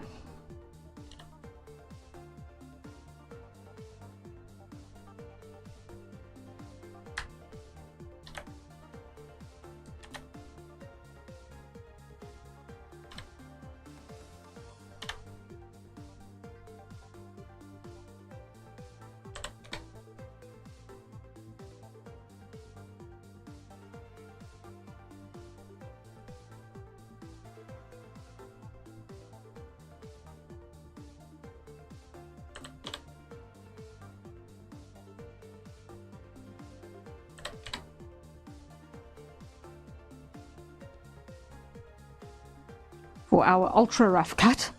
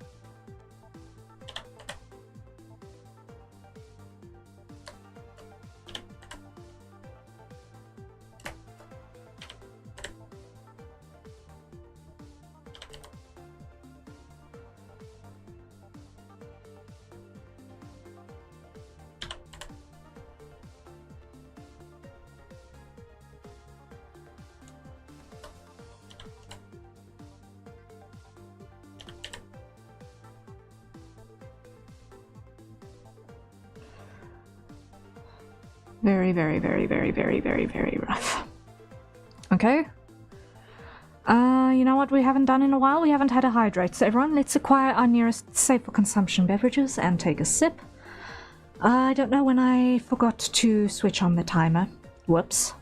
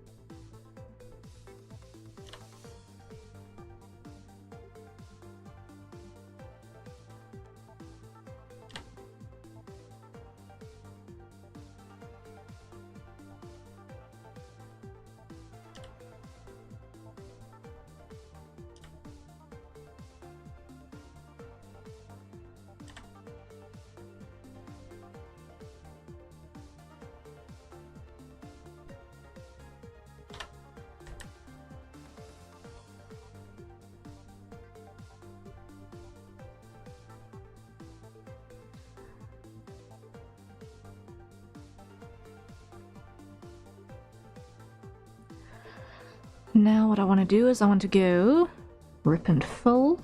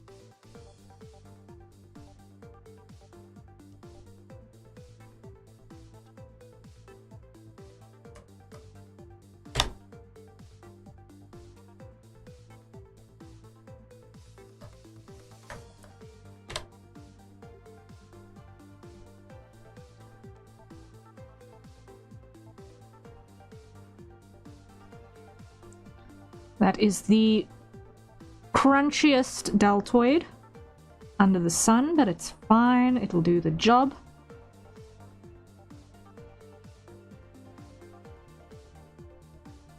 Silhouette-wise.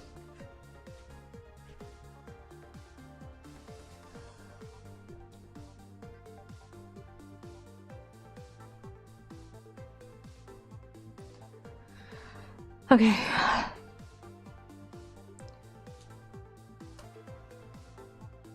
Now we extrude.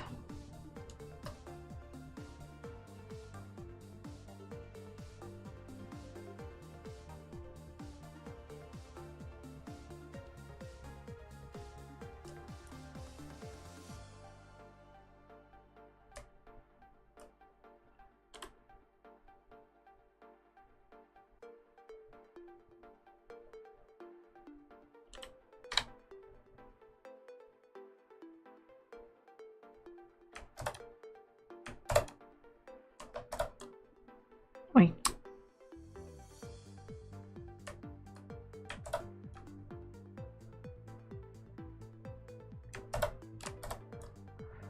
Really?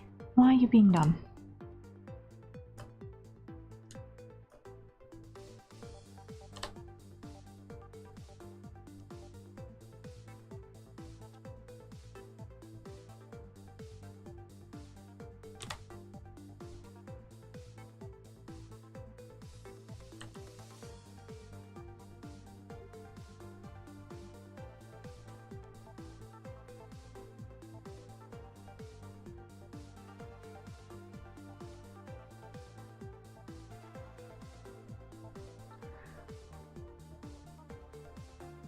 Almost done with these last two items I'm working on. Ice cream break! Yes!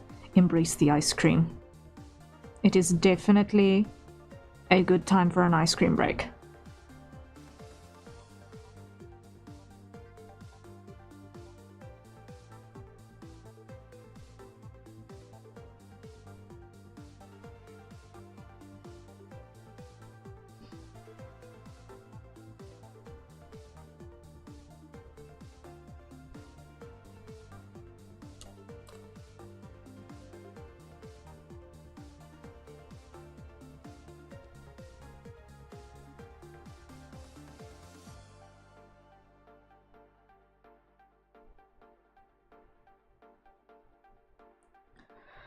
Okay, let's hide those for a moment. Okay.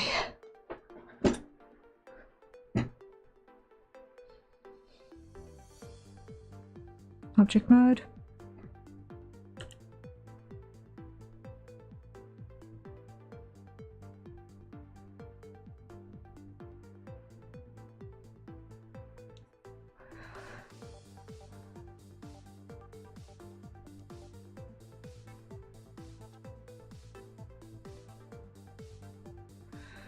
Okay, I need to rotate everything because it's obviously wrong.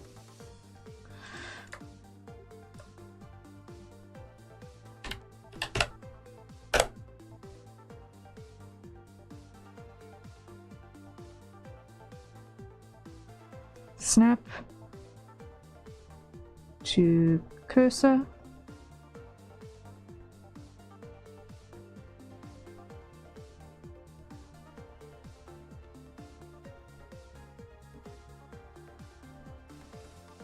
Wait.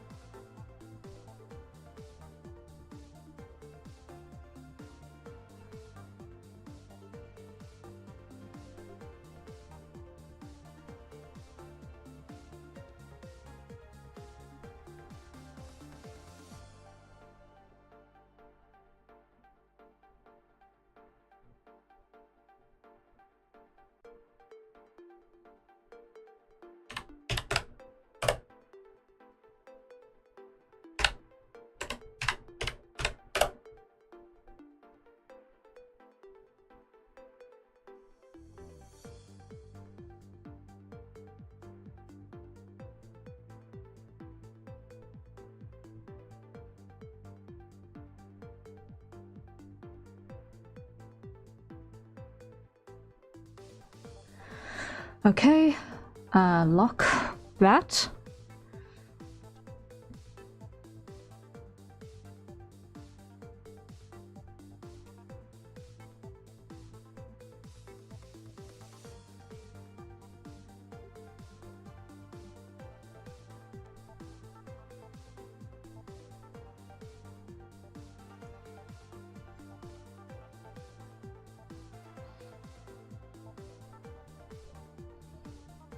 So for the most part, it's not aligning too badly.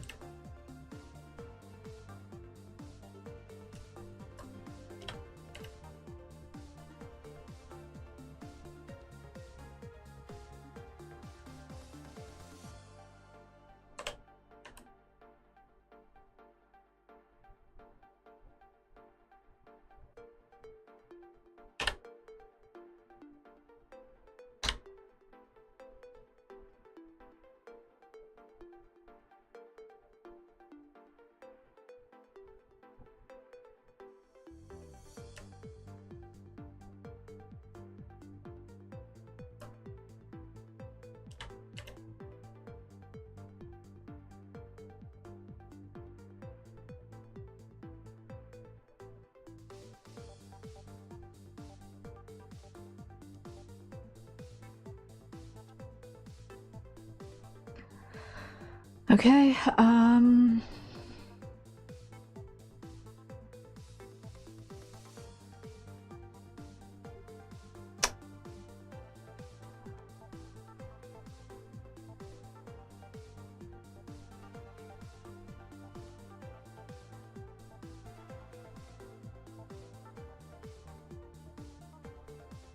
now how does this work again? Mirror.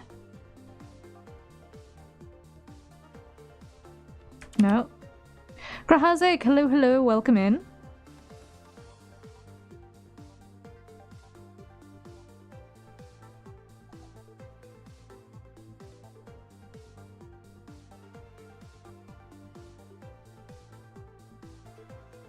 I forgot how to do that duplication to the opposite side. No.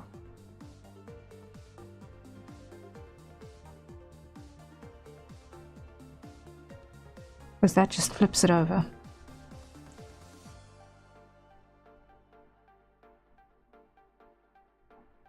Ugh.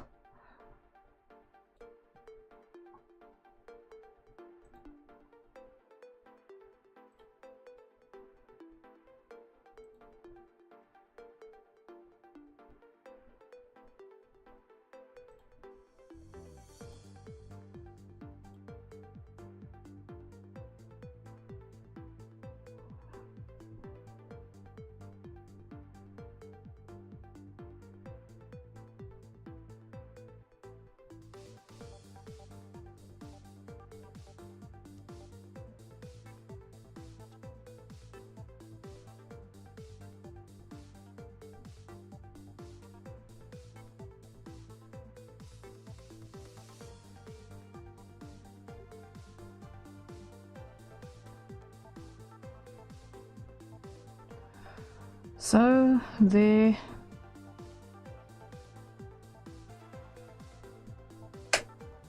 I can't remember how to do the thing.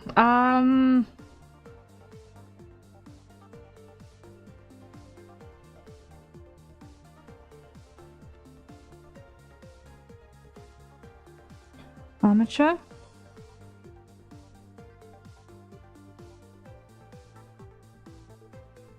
Symmetrize? That's how. Okay. I knew there was a way to do the thing. I couldn't remember what it was.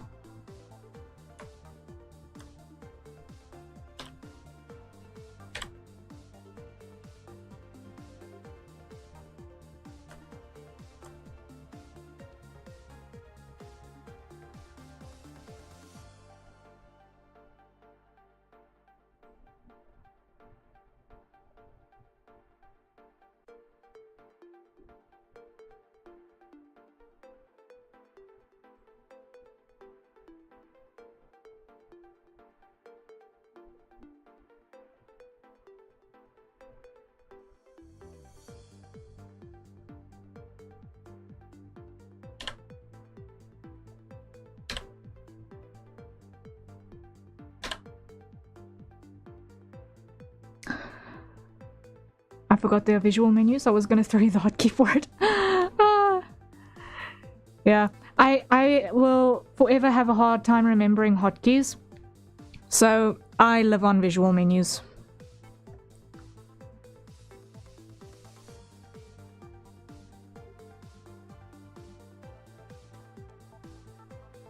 Because I have better things to occupy my functional memory with. My very, very, very limited functional memory.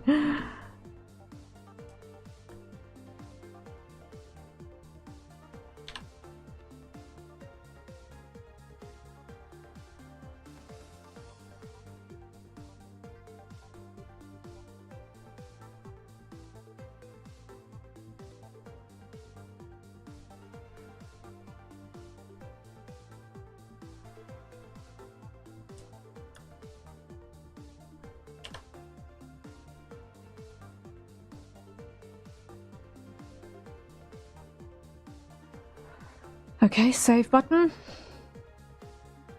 Now, if I'm not mistaken, it's gonna be...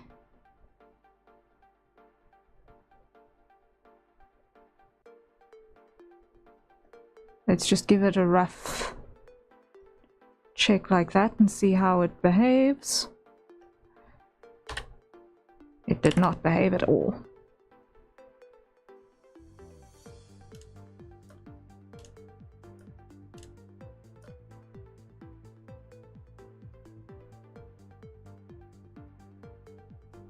Okay.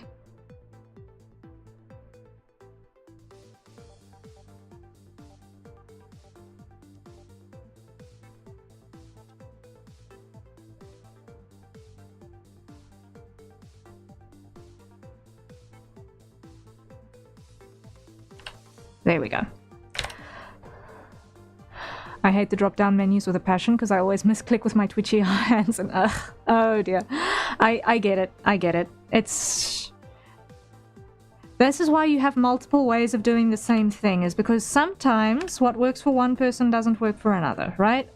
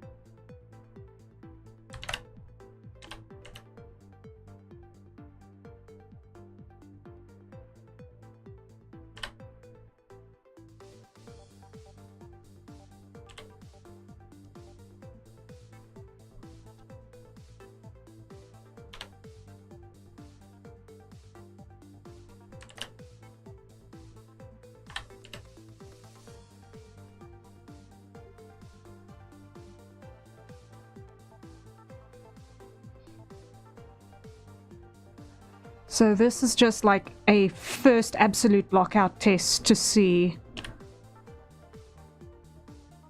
okay, how close are proportions roughly to where we want them.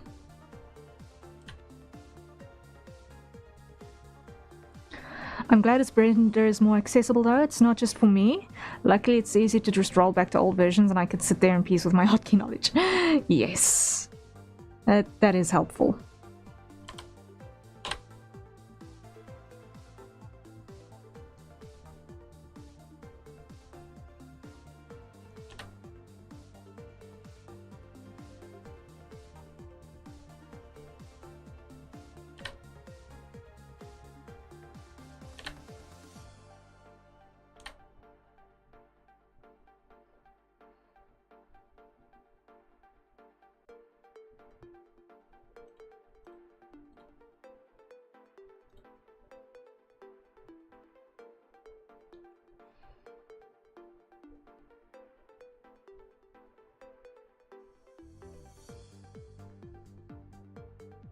Okay, abysmally low poly Kai looks like...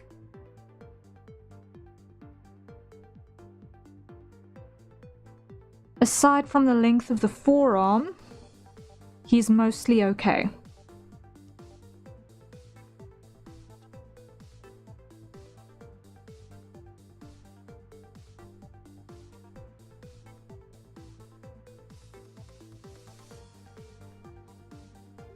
We'd need more topology to be able to actually clean this up properly.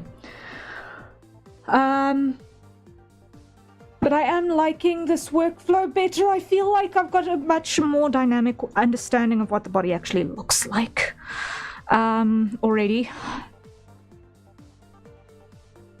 And it forces me to actually put the body on an armature fast, which is helpful.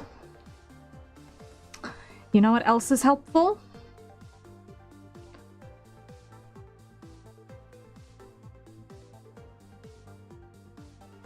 Having materials in place for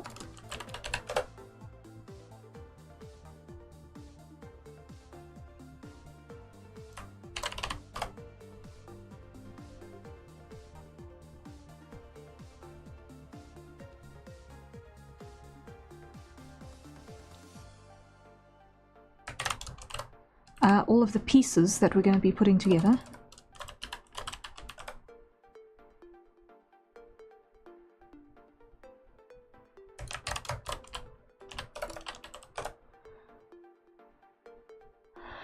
And I should have...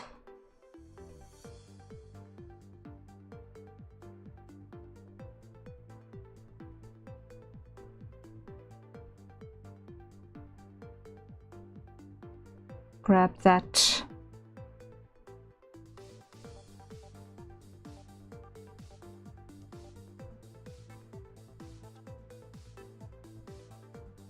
In a different way, but it's fine.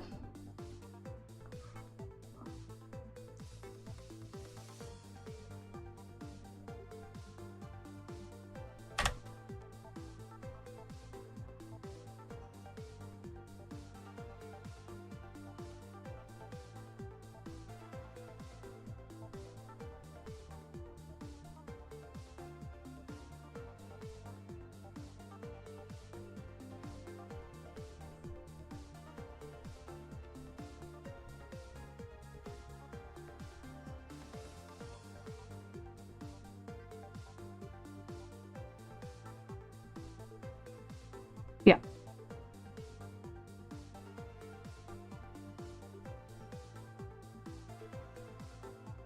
Object, shade smooth. That also helps.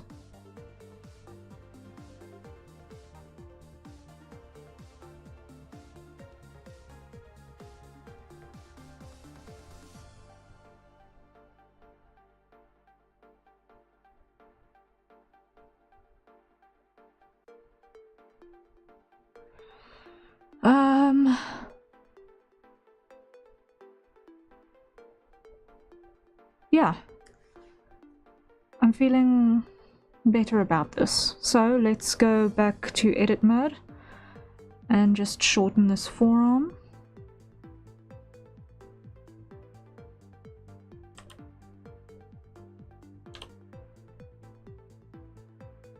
Because that's off.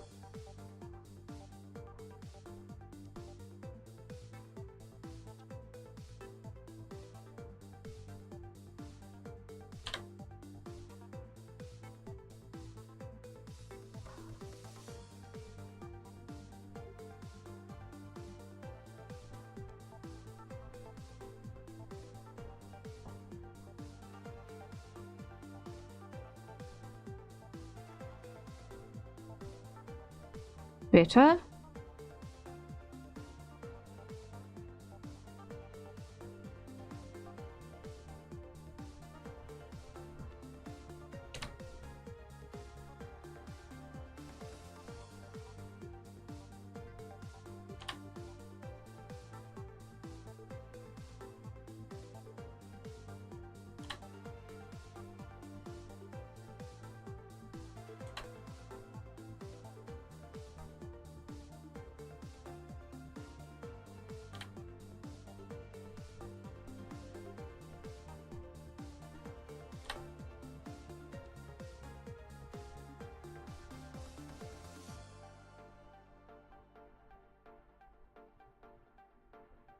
Yeah, so obviously we need a lot more topology, but I'm definitely liking this methodology better.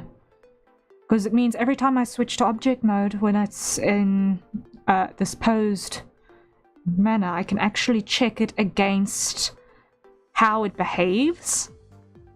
And I really, really like that. I'm liking this method. I'm liking this method a lot. Okay.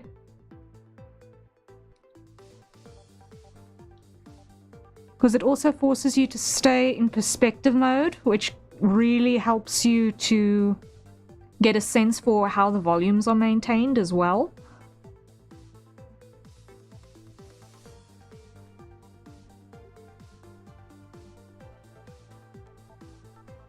So yeah, I am really, really liking this.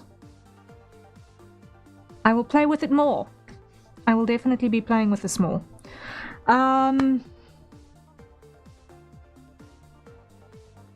But for now, it is midnight, and therefore I actually need to call it a day for today, because I need to exist in my own time zone from tomorrow as well.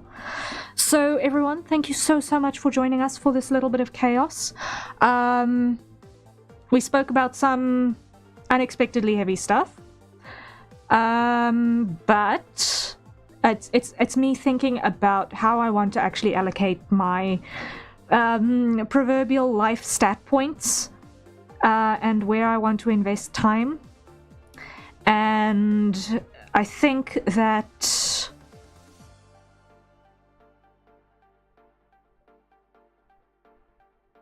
if I'm doing something that is more versatile, and transferable to multiple types of projects, I feel a lot better about it than sticking with something that's not 100% working for me. Like,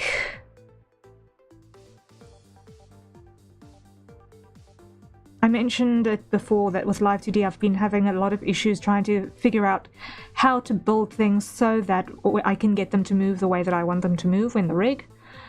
And frankly, I don't like sickling like that. I don't think it's worth my time to sickle.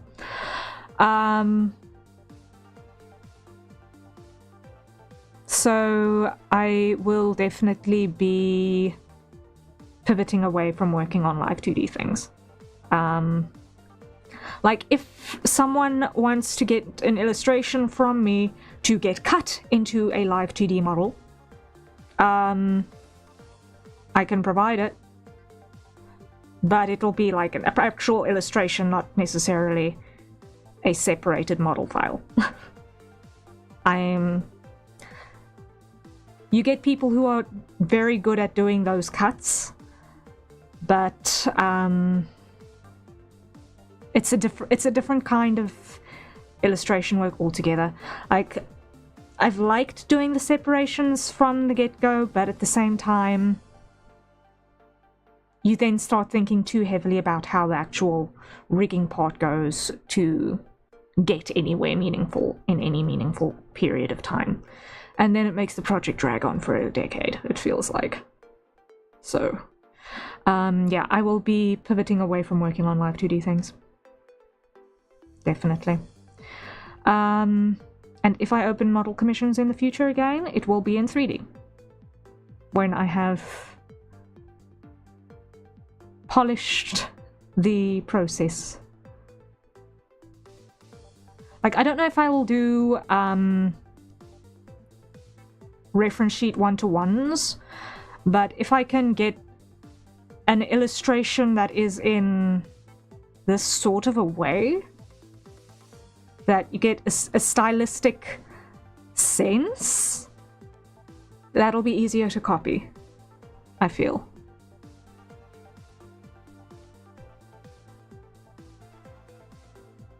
But yeah, that's just my thinking. Anyway, good night, everyone. Rest well. I really, really appreciate your being with me and hearing me out and all of the madness. I will see you all probably on Monday. Nothing set in stone. If I'm lucky, maybe Sunday.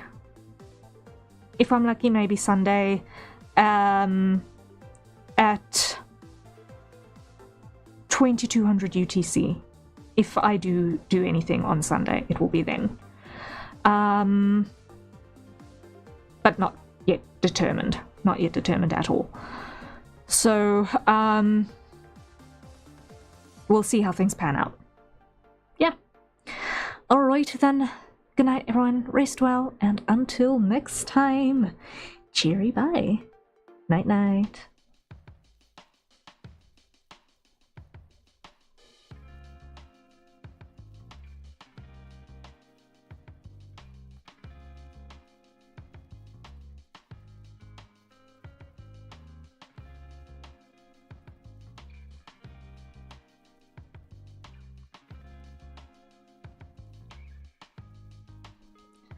Subscribe to my channel and help me keep making cool stuff, please and thank you. You can find it in my fourth wall. Night night.